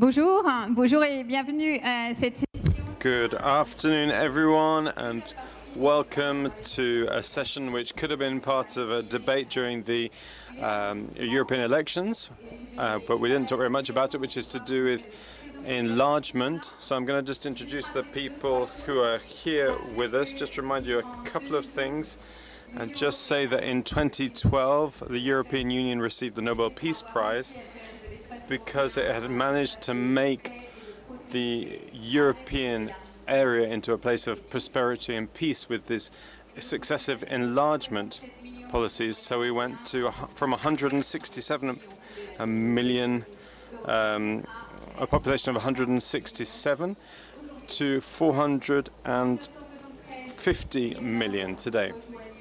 In 1973, Ireland joined in the original countries, and then Austria and Sweden followed. Then with the fall of the Iron Curtain, one of the key things that the ex-Soviet countries did was to turn towards the European Union as a proof and guarantee of human rights, respect, and also for the market aspects. And that's worked really very well because these countries have almost caught us back up, even though they were under half the living standards of European nations, but now they're about 80% of living standards of other European standards. And we've gone from 27,000 to 40,000 on average across Europe in terms of living standards. So we're in a very specific context here of the Russo-Ukrainian war. But there's the same aspiration for the Ukrainians and Moldavians, the countries in the Balkans and the Georgians, who are all seeking to join us. It's really important for us to expand our security and this prosperity, and for us, but it's also really important for them because there is a temptation to join China or Russia, which is really very strong, and we're seeing all of this can include can increase fake news among us and divisions among us, all of these questions. So it's really interesting to hear different European perspectives today. You've got some people who are really convinced about Europe and who are really very prestigious with us, and we're going to be talking with them about the need for accession to the European Union for a number of different questions. So we have the Vice President of Vice Prime Minister of Ukraine, who'll be with us. And then we've also got with us a number of different perspectives on the Balkans as well, from Pascal Donohoe, who is, as you know, the Irish President and Minister for Public Expenditure and Reform of Ireland. So he will be sharing us, and with Brexit that had a lot of impact on Irish policy. Then there is Christian Danielsson from Sweden, which was until recently President of the European Union. And then from the outside Europe, we have a special envoy from Canada to the European Union. So I'm going to start with Caroline, who is a committed European supporter, but she's also a feminist and has founded a group called The Next Generation is Female, and she seeks to increase the female influence in Europe, and so it'll be interesting to hear her perspective on the Balkans. First of all, thank you very much for this invitation. I'm really delighted to be here, but I'm going to continue in English now. It's no longer the question if we should enlarge the European Union, but there is the question when and how. And I think there were big changes in the last, let's say, 10 years, which brought us to this point. I remember quite well when I was still working at the European Court of Human Rights. I'm a criminal judge by training. It was in 2016 and 17. The referendum in Great Britain took place. And the day after, my colleagues from Great Britain, they could not believe that Great Britain voted to go out of the European Union. And which followed, it was period of time when the European Union was very concerned that there would be other examples of countries leaving the European Union. And when I became member of the General Affairs Council, I became a Minister for European Affairs in January 2020, there was still this atmosphere in the room. Everyone was concerned that if we conclude on a mandate for the Conference on the Future of Europe, no, not more and not less, and if we include in this mandate that maybe also the treaties could be changed, it was nearly impossible to conclude on this mandate, because a lot of countries were concerned that treaty changes would lead to referenda in their countries and that maybe other countries could leave the European Union. And I'm telling that because since 2020, this atmosphere changed completely. Now more countries than ever before want to join the European Union. And coming from Austria, we have a good connection to the countries of the Western Balkan, and we are really great supporters of the accession process in this regard also. But of course, we also support other countries, and we know we are talking about Ukraine, Georgia, and Moldova, that they can join the European Union. And why is it important to enlarge the European Union? Because it's a question of credibility of the European Union, but it's also a question of security for the European Union. And I'm telling you this because I'm really looking back to this period now, and I think it's the chance now to do it quite well. And that's also why we in Austria, we were in favor of the so-called gradual integration. What does it mean? It means that we should get away from this old thinking that you are a member of the European Union or not. But we should go to a thinking like you are a candidate state and you should get incentives if you're doing certain reforms, if you have fulfilled certain capital chapters. And this is why I'm very happy that the European Commission also included this gradual integration in its reforms and in its papers of the last 1.5 years, I would say. Thank you.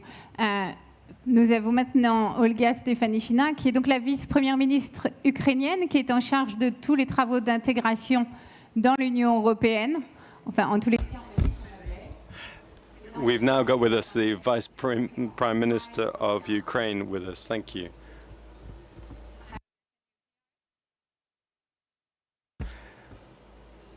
Qu'elle nous entend à la. I'm not convinced that she can hear us. Can she hear us?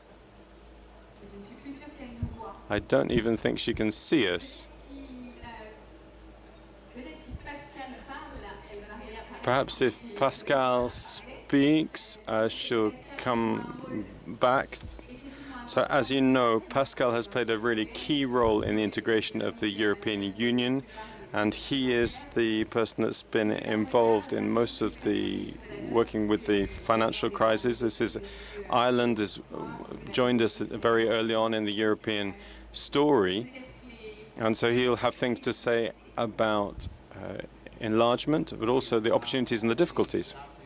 Laurence, good afternoon to everybody here. It is a great pleasure and privilege to be back at this wonderful event in this beautiful part of France. So in making the case for enlargement, let me offer 3 arguments regarding why I believe it is in our interests that the European Union becomes bigger and that we welcome new countries into our family. And I will make 2 arguments to you that I believe are based on very hard, practical needs that we will all have in Europe in the years ahead. And then let me make 1 perhaps more political argument regarding why I believe this enlargement should happen. While I'm speaking to you as a politician and as a member of the Government of Ireland and also as chair and president of the Eurogroup, let me leave that aside for a moment and make a more personal argument regarding why I believe accession and a bigger European Union is in our interest. The first one is a very, very practical argument. And that argument is that the energy, the people, the ideas, the food that Europe will need in the decades ahead, we will be better able to gain access to those really, really important assets and resources if we have a bigger European Union. If you look at the needs that we have with regard to energy and food, I believe we will be able to make better progress on meeting those really, really important needs in the years and decades ahead if we enlarge the European Union and we welcome more countries into our community. The second reason is actually a reason that Laurence touched on in her introduction, which is that if those countries that we are discussing do not join our community, the question we will have to consider is what other community do they want to join and what other countries do they want to build deeper friendships with. And if we are not going to be the long-term friends, partners and allies of those countries that want to join the European Union, they will go elsewhere. And if they go elsewhere, that in the decades ahead will undermine our security, our stability and our prosperity. So in summary, I believe the positive reason for going ahead with accession is the ability to protect over time our security, our living standards and our economic growth. And I believe if that accession does not happen, developments will take place that will make us more vulnerable and less stable than we are today. And then there's a final argument I would make, which is a broader and more political argument regarding accession. And I'll go back to the point that Laurence made about Brexit. I remember that morning when Brexit happened. I went to get my children ready for school, to take them to school. And I realized that if Brexit were to continue, and that feeling, that trend was to develop across the European Union, the political freedoms that I have taken for granted, the ability to travel, the ability to learn, the ability to be here, the ability to see you all as friends, that could be threatened if our European project became threatened as well. I believe Ireland, by being members of the European Union, has become a more prosperous, a more free, a more independent and a safer country. And if we have benefits in that way, why should we look to deprive those benefits to other countries? And then I'll end on a note of realism. This will be hard. It will be hard for the countries that want to join. It will mean a different European Union. But for the reasons I've outlined, I believe going down that path will make us a safer, a more stable Europe in a world that is becoming more dangerous and more volatile. And if we don't go down that path, it will only increase the challenges we will have in the future. But because I'm an optimist, and because I'm here with all of you this afternoon, let me end by making that positive case. And that positive case is a bigger community, I believe, will be a more prosperous and safer community for the decades and centuries that await. Thank you, Laurence. Merci, Pascal.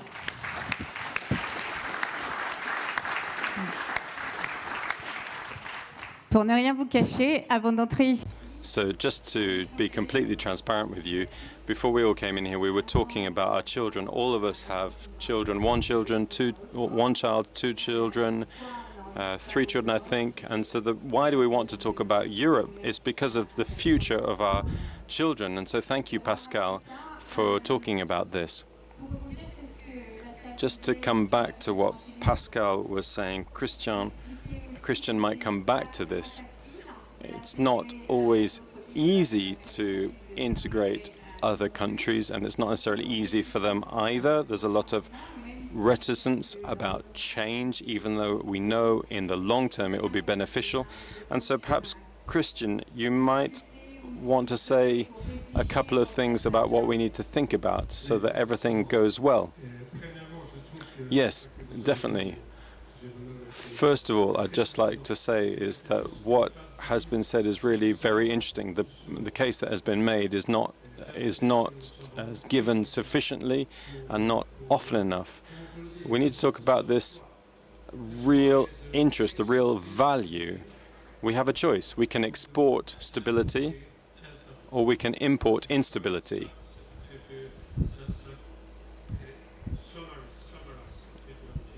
And I think that that summarizes a little bit the issue. I think you're absolutely right. This is also something that's not going to be very easy. It's going to be a challenge for us because we need to think really carefully about what is going to change in the way that we work within the European Union in order to move forward in this way. And very specifically, we're going to need to think about politics and policies, how the agricultural policy should be changed. If we're going to have a member called Ukraine, how will it change the agricultural policy? What models do we need to put in place in terms of budget? And how are we going to put in place systems in order to make the decisions that we need to make? In Sweden, we don't think this is something that requires a change of the treaties. We think this can be done with the current treaties. But it is going to be a challenge.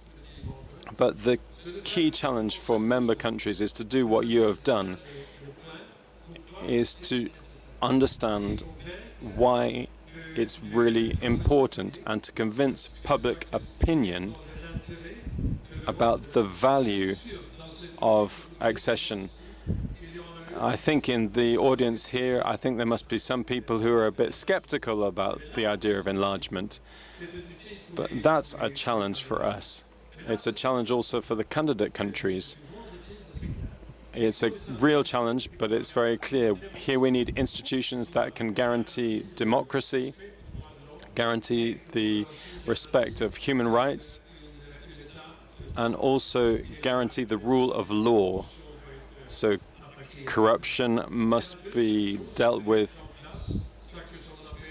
The second thing is that we need to put in place what can be called the community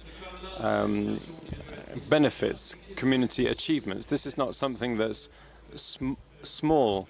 This is a significant issue, and it's not always easy to make it work. And for this reason, what's been said before is that we really need to think about doing things a bit differently than we did with Sweden or with Ireland, or what we did with the 13 countries that joined between 2004 and 2013. And then we've also heard about the system where we go progressively in terms of integration. But in resume, it's going to be a challenge, but it's also going to be a political challenge for the reasons that you've mentioned. But it's really very important. Thank you very much. Perhaps I'll come back to Caroline after we've heard from Stéphane. So we were talking about the importance of having an external perspective. So Stéphane Dion is a special envoy to the European Union from Canada. So he works closely with the 27 countries, and he will be able to have perhaps a different perspective on what we experience on a daily level. Ladies and gentlemen, Canada is not a candidate for the European Union. But you need to be a member of Europe to be a candidate for the European Union, which is perhaps logical, but it's something that's worth thinking about. Because if it wasn't the case, you'd have more than 9 countries knocking on the door. So it's really important to talk about this. In Brexit, after Brexit, there was no generalization of this idea of leaving Europe. And now we're talking about growth. And it's true for NATO and the OECD as well. So yes, we have all kinds of issues, But we're doing well, and we need to have confidence in ourselves. So if you end up about being, the question is, it's not up to me to say whether you're 27, 28, 30, 40. Canada has enough issues handling its own confederation without other issues to deal with. So what am I doing here? Well, as a special envoy of the European Union and of all of Europe, from Iceland to Kazakhstan, that's what the Prime Minister is asking me to do. So I can say that if you want to enlarge, Canada really wants that to work. Canada wants that to be successful. Why? Because we are not members of the European Union, and we never will be, because we're on the other side of the Atlantic. But we could flatter ourselves by saying we're the most European of non-European countries. We've been with the European Union from the very beginning at all stages. We've been working for democracy, for the rule of law, for trade. We've seen that the countries that came in 2004 and 2019 saw their GDP per capita double, and that's really impressive. The European Union is also a machine, a democracy-making machine. The protagonists didn't just come together after the war to build peace. That's already a great accomplishment.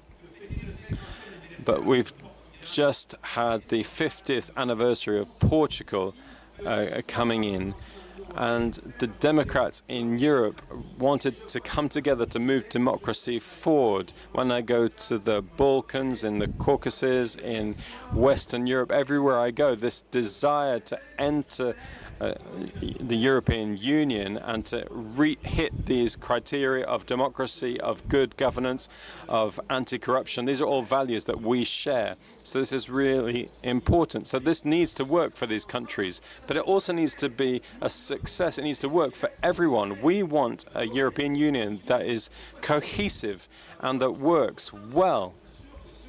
It's important that the countries coming in are part of the solution, and that we don't end up with a situation where making decisions becomes really difficult. It needs to be possible to make quick decisions for all of the different issues we're facing, NATO, Ukraine, and because on Ukraine we're wanting to work hard, very hard. And the truth is that if Europe doesn't do this, it is possible that we could face threats from Russia and China, who could invest in these areas. So we really want to support you in doing what you want to do. We want to help you by talking with these countries, by trying to establish the best practices that we have for elections, for good governance, for public management, in order to have a public sector that is free of corruption. We're not perfect in Canada, but perhaps we have learned something about how to handle inclusive societies that handles immigration. This is something we've been working on with all of the European Union, and we'll be working with all countries. We will work with any country that asks us. So we are not a member of the European Union, but we're the most European of non-European countries. Thank you very much.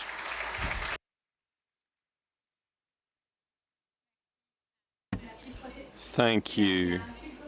I think there's a common thread to what we've heard from the four people who are here, and that's democracy. And just to tell you a real-life story, in December 2023, before the Council of Europe that decided to open up negotiations to these countries, Olga Stefanichna, who is not unfortunately able to be with us, we could go round. We went around Europe and we talked about what was really important to talk about, and we needed to talk about financial support, etc. But what was most important for them was opening up negotiations. We could wait to talk about financial support.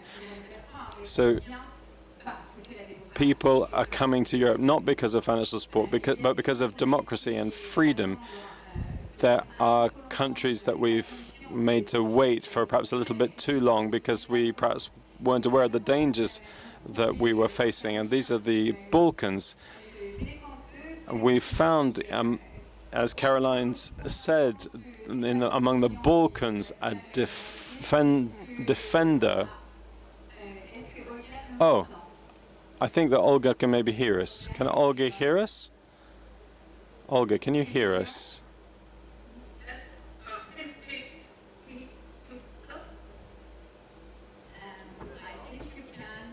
I think that maybe you can hear it.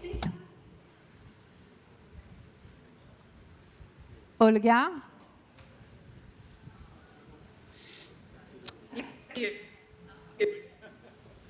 The connection is la connexion est vraiment pas. I'm afraid the connection is really not very good at all. Perhaps we could talk first about the Balkans, and then I hope that you'll hear from Ukraine, if we're lucky. Is not becoming or going to become a member of the European Union because there is the Atlantic in between. I think it's also worth to have a look at the map when we are talking about the Western Balkan countries. Look at the map, there is a gap, and we have to fill that gap. And if not we are filling that gap, others will fill that gap, and they are already doing that. There is a big influence from China. I traveled to some Western Balkan countries together with our foreign minister during the pandemic, and we saw a lot of Chinese advertising there. You have not only China, you have India, you have Russia. And I think it's our responsibility to keep our promises towards the countries of the Western Balkans. It's more than 20 years now that we promised them to become members, full members of the European Union. And 20 years ago, we are some steps ahead, but we are still not where we should be. And it's really also worth to travel to the Western Balkan countries. I think Austria is very close to these countries from a historical point of view, from a geographical point of view. Then a lot of people fled after the wars in Yugoslavia to Austria. They are well integrated. Many, many people living in Austria have roots in these Western Balkan countries. And we know that they are able to do everything possible to really become a full member of the European Union. And since I'm a Minister for European Affairs, I really advertised a lot also. I think there was a big change also in our council that we have to do more. And I give you only one example. Take migration. The Western Balkan countries were very important partners in handling the migration crisis back in 2015 and 16, and we still need them to do so. Second example, economy. There are a lot of European, especially Austrian companies engaging in the Western Balkan countries, and there are a lot of chances. But they are also profiting from these countries coming to the European level for all the laws, regulations, for fighting against corruption and so on and so forth. And they can do and they should do. So it was also mentioned, it's the question whether we import instability or we export stability, and this is what we have to do. So we are a country that we have 70% of foreign trade within the European Union, and a lot of the rest is going in the direction of the Western Balkan countries. It's in our interest, but it's also in the interest of the European Union. And again, it's not a question if, it's a question when we are enlarging. And remember back, it's 20 years, on the 1st of May, it was 20 years that we had the so far largest round of enlargement within the European Union. It went well, and I think it would not have been the same if we tried to do it now. Think about Moscow, think about Russia. So we really have to be clear in this regard. We need the Western Balkan countries within the European Union, and Europe, the European Union, is not completed without them. Merci. Thank you very much. Perhaps we could just add the fact that in Ukraine, as in Balkans, there are a lot of raw materials that we need, such as lithium and others which are otherwise in China. So since we're really very disciplined and a bit out of luck with Ukraine, we've got a lot of time for questions.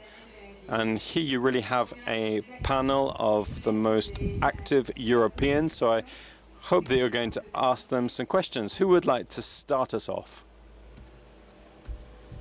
C'est moi qui les pose et c'est horrible pour eux. Otherwise I'll start, and that's going to be terrible for them. Please go ahead. Could you please introduce yourselves and stand up? Hello, I'm Mathieu Borin. Now, there's something we didn't talk about, which is governance. Here's my question, qualified majority. If we enlarge, would you say that we can do more in the field of qualified majority and that reform will be conducted swiftly? Christian, I can start. I think you're right. Absolutely. Thank you for asking. Now, there are lots of things that have been written about enlargement and the challenges. I remember this Franco-German study that was published last fall, in which we find this very question, that is qualified majority, being one of the important aspects. Now, there's some type of logic in that. I'm a representative for Sweden, so we're ready for qualified majority in some areas. For instance, it wouldn't be acceptable if we couldn't make a decision on the Human Rights Committee of the United Nations. And what we think as well is that it's necessary for us as well to be able to make decisions on penalties. And also, it's important for us to set up civic jobs and tasks when there's a crisis without having a majority of votes. Yet this is a major challenge because amongst member states, we must say that there's some type of fear, which is that if there's enlargement and if there's qualified majority, then the big ones will be having the upper hand. That's something we have to admit. Is this a major challenge? I wouldn't think so. Not for the main topics that will be discussed. For instance, changing the agricultural policy or cohesive EU, the cohesive EU, or also how we're going to negotiate with the candidate countries. I don't think that the majority question is going to be an important question, but there's another point when qualified majority is important, and some countries say it's very important, not Sweden, I must say, which is funding or finance. Now, we need unanimity in this case. It is something that's going to crop up soon in the discussions. That is, how can we adapt our institutions for enlargement in the future? Can I pick on this, if you don't mind, before we listen to Pascal? Pascal was our hero. He accepted the minimum tax level in a country where it was very complicated. We talked about the community acquis and the law a minute ago. Well, as long as we don't have a bigger budget in Europe, we'll have rules. And I think maybe that's something you want to come back to.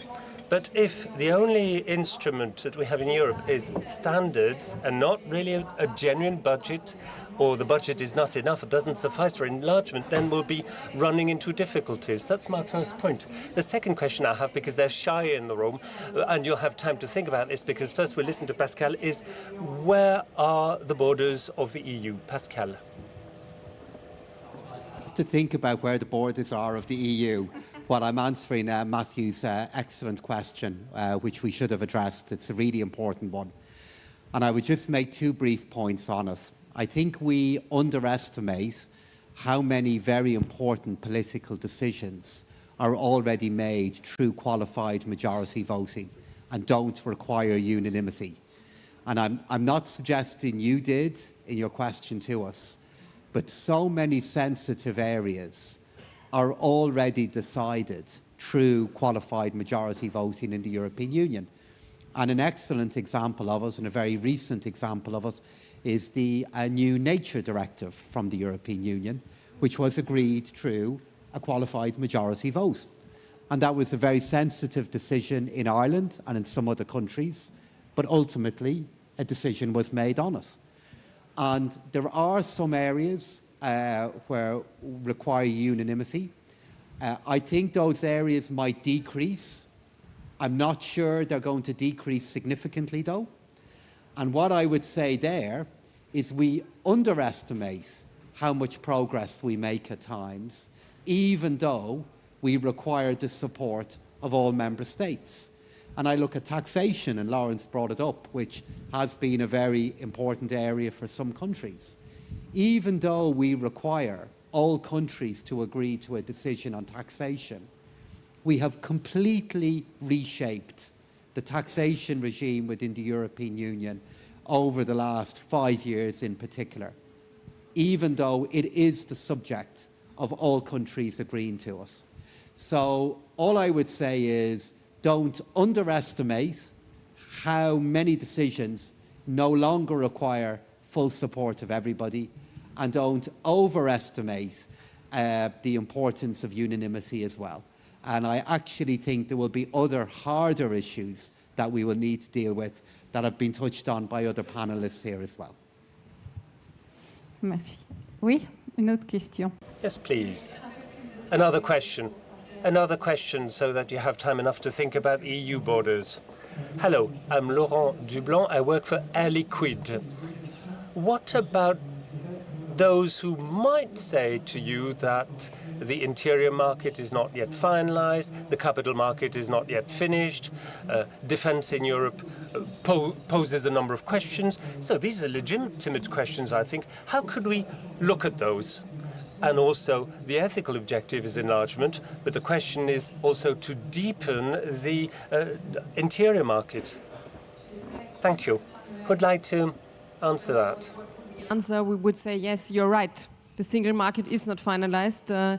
We have a lot to do. We have to reduce the obstacles for the economy, and I think this is one of the key priorities, or should be one of the key priorities of the new Commission, to balance the Green Deal of the last 5 years with competitiveness, economic strength, a Europe which is really a place where the industry and the economy wants to stay and to work for the prosperity of the European Union.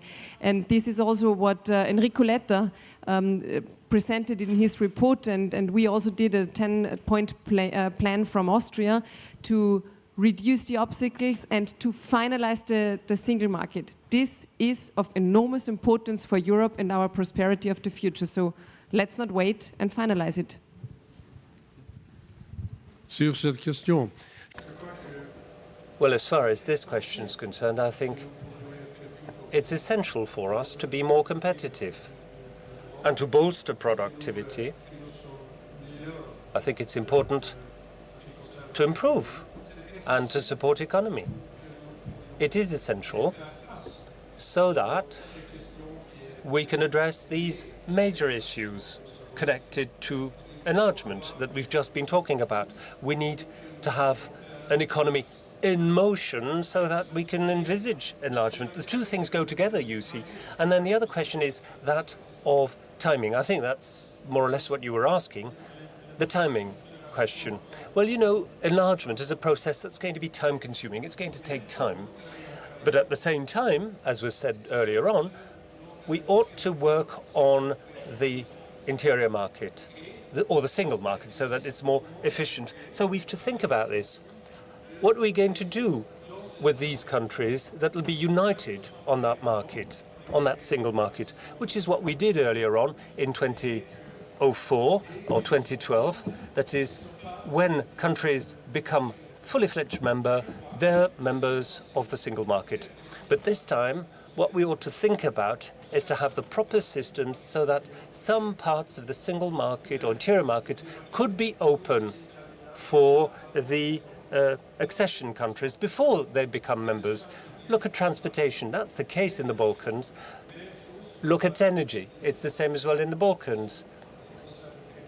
And we could say the same about Ukraine. This is what we have to roll out at the same time.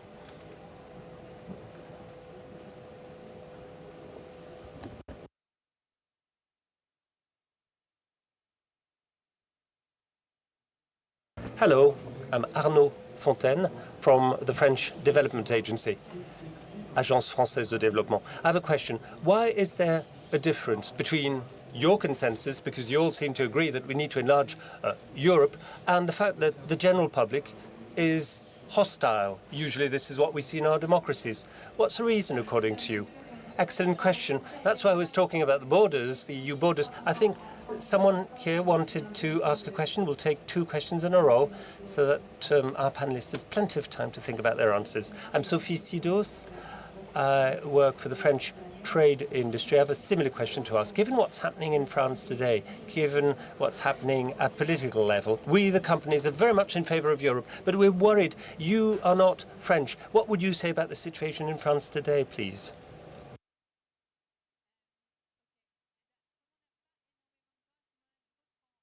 Well, we don't have much time. We'll take, again, 2 more questions, and the panelists will be able to think about their answers. So please, 2 on that side, please, to my left. Hello, thank you. One of the speakers earlier on said that we don't necessarily need to change the treaties to have a new type of enlargement, but I have the impression that at least we have to make sure that there's a rule of law in existing countries like Hungary before we enlarge. And this means changing Article 7 of the treaty governing the EU, so that at last all member states follow all the standards in the rule of law, and the new member states should do the same as well. Thank you. I think your neighbor had a question as well. Was it the same? It was the same. Right. Right then.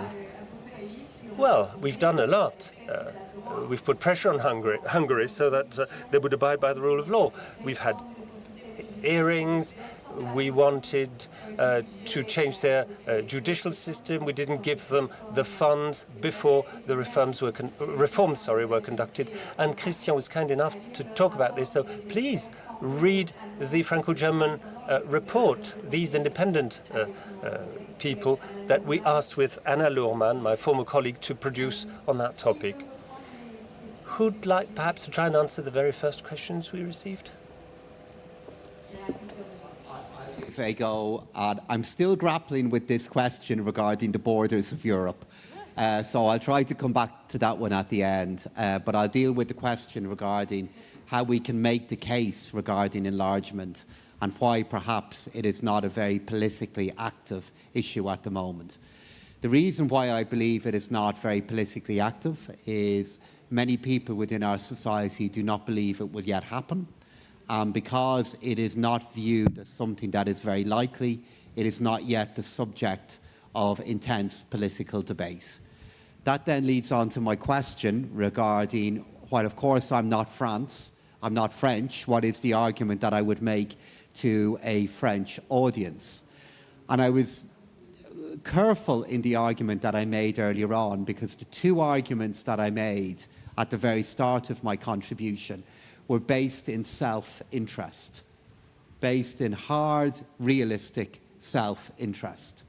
And if I was speaking to an Irish audience now, I would say the same thing to them that I would say to this mostly French audience this afternoon, which is that I'm convinced that if we don't find a way of broadening the European Union in the years ahead, the really big challenges that we are concerned about at the moment will become more difficult and will become harder.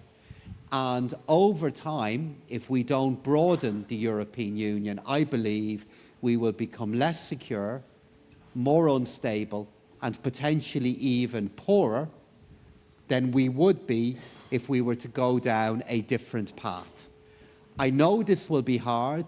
It will be demanding for the countries that come back and that we want to join the European Union.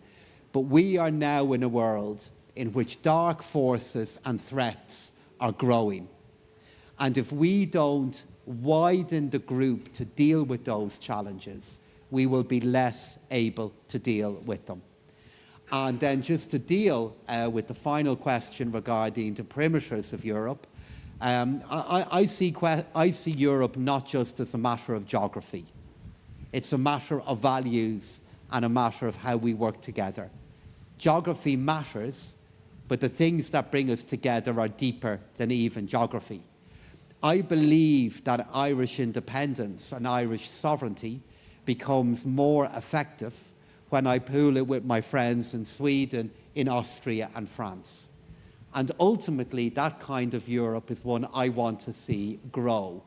And if I maybe talk about that then for the western perimeter of Europe, it is a united kingdom that is still European, but not in the European Union for a while, but a country that we need to deepen our cooperation with when we see a new government in the United Kingdom being elected today.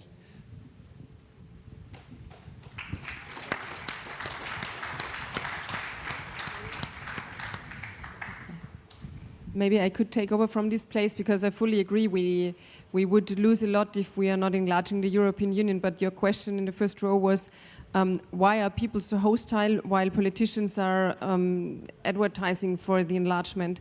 And this question is the question we should ask ourselves as politicians, because we have elections in September in Austria. We will have elections, and I already said also in the media, you won't win elections with the topic of enlargement, because people are concerned. And it's a matter of fact that we are living in a very challenging world, that we had a lot of crisis, conflicts and problems in the last 2, 3, 4 years, and people are tired. And I think maybe one reason is we are explaining too less what you tried to explain now, that would be the outcome of the enlargement, what we want to see on the one hand, and the other hand is it's all about money. It's always all about money, and people are concerned that we have to pay for other countries, that other net contributors could join the European Union.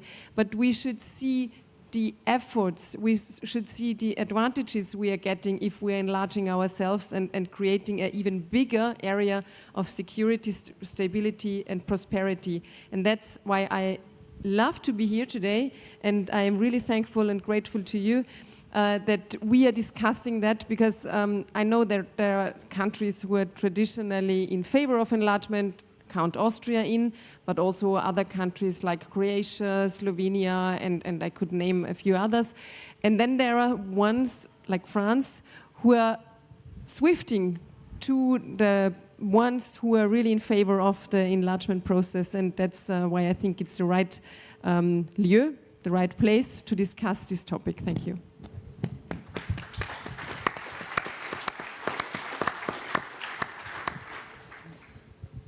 Et pour le temps que quelqu'un d'autre pose une question. We'll see if we have more questions. Now, I'll try and pick on what Caroline was saying, or Caroline was saying. It's true that the French position has changed. How come? Because we have to be in control of enlargement. We have to make sure that we know what we're going to do when we reform the EU, which was not done before in the previous round. So it's better to be in control, to do things as best as we can for everybody. But the floor is yours again. I have a question, a simple question to ask about, well, something that might happen, fiction politics. We didn't mention Turkey. For more than 30 years, they've been knocking at our doors, and Russia as well, I was thinking.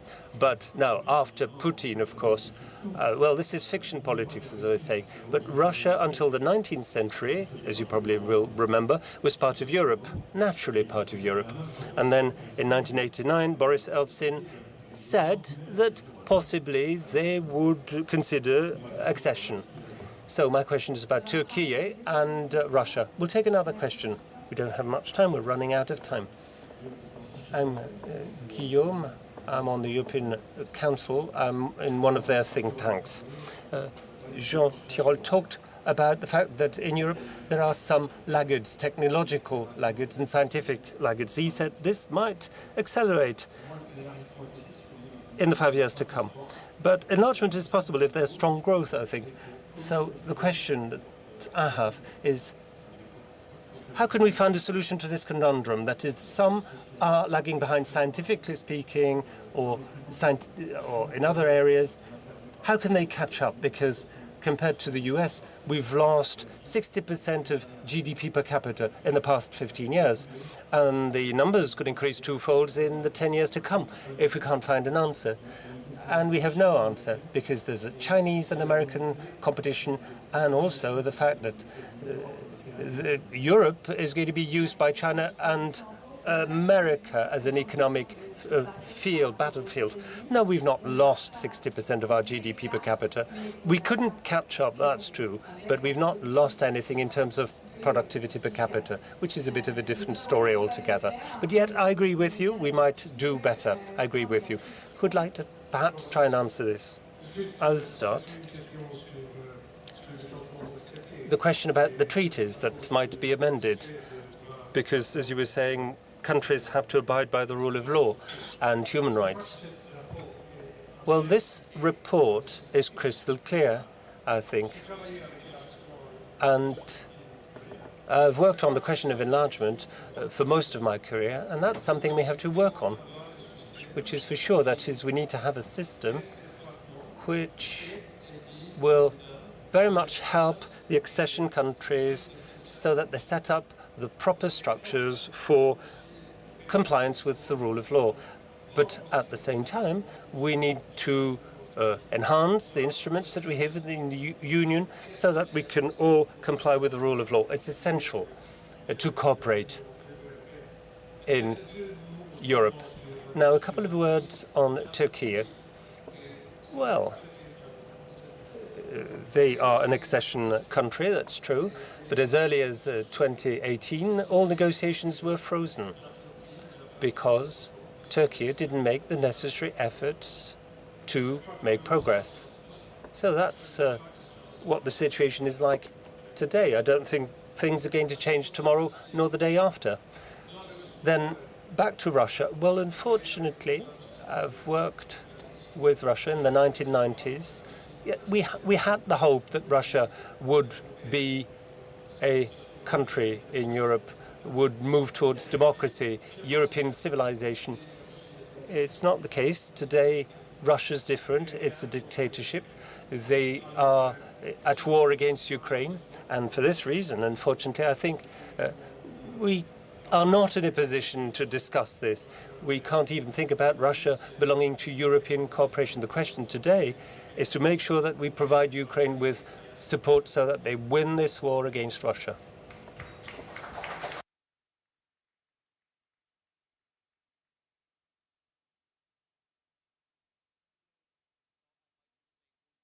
On growth, and I can see your friend is waving a sign there saying we have 2 minutes left. So I'm just going to be really quick about the issue of growth. I actually don't believe there are trade-offs between enlargement and growth or enlargement and the single market, because I believe the discussions about enlargement are so much based within our self-interest that we have to find the ways in which we can do that and move forward with other projects at the same time. In relation to growth, you are correct. The medium-term growth outlook for the European Union is lower than many other parts of the world, and we have to fix that through how we think about our budgets, how we think about public investment, how we think about our capital markets here in the European Union. But I think we should have more confidence as well. Our message with regard to how we deal with equality in Europe is something I'm very proud of. Our progress in relation to life expectancy is something I believe we should be very proud of. And the progress that many parts of Europe have made with regard to productivity is also something we should be very proud of. So yes, we need to do better on growth, but we are doing well in many other parts of the European story, and we should be confident telling that story on a world stage too. Une minute. Oui, si je peux. If I may say something, because this is a conversation between Europeans, but it's true, we can say that the EU has some difficulties in the field of competition. I think you're right if we were to compare with the US in some ways. But my question is, which is the biggest donor in the world? For development, I mean. It's the EU and the member states, which is the biggest donor. Which is the entity that we need for the energy transition? Can we do this without the EU? I have many more examples I could give you, and that's why Canada hopes that you're going to succeed. And if you want to enlarge, I hope that you're going to be successful in the enlargement. Now, again, back to trust. I've seen that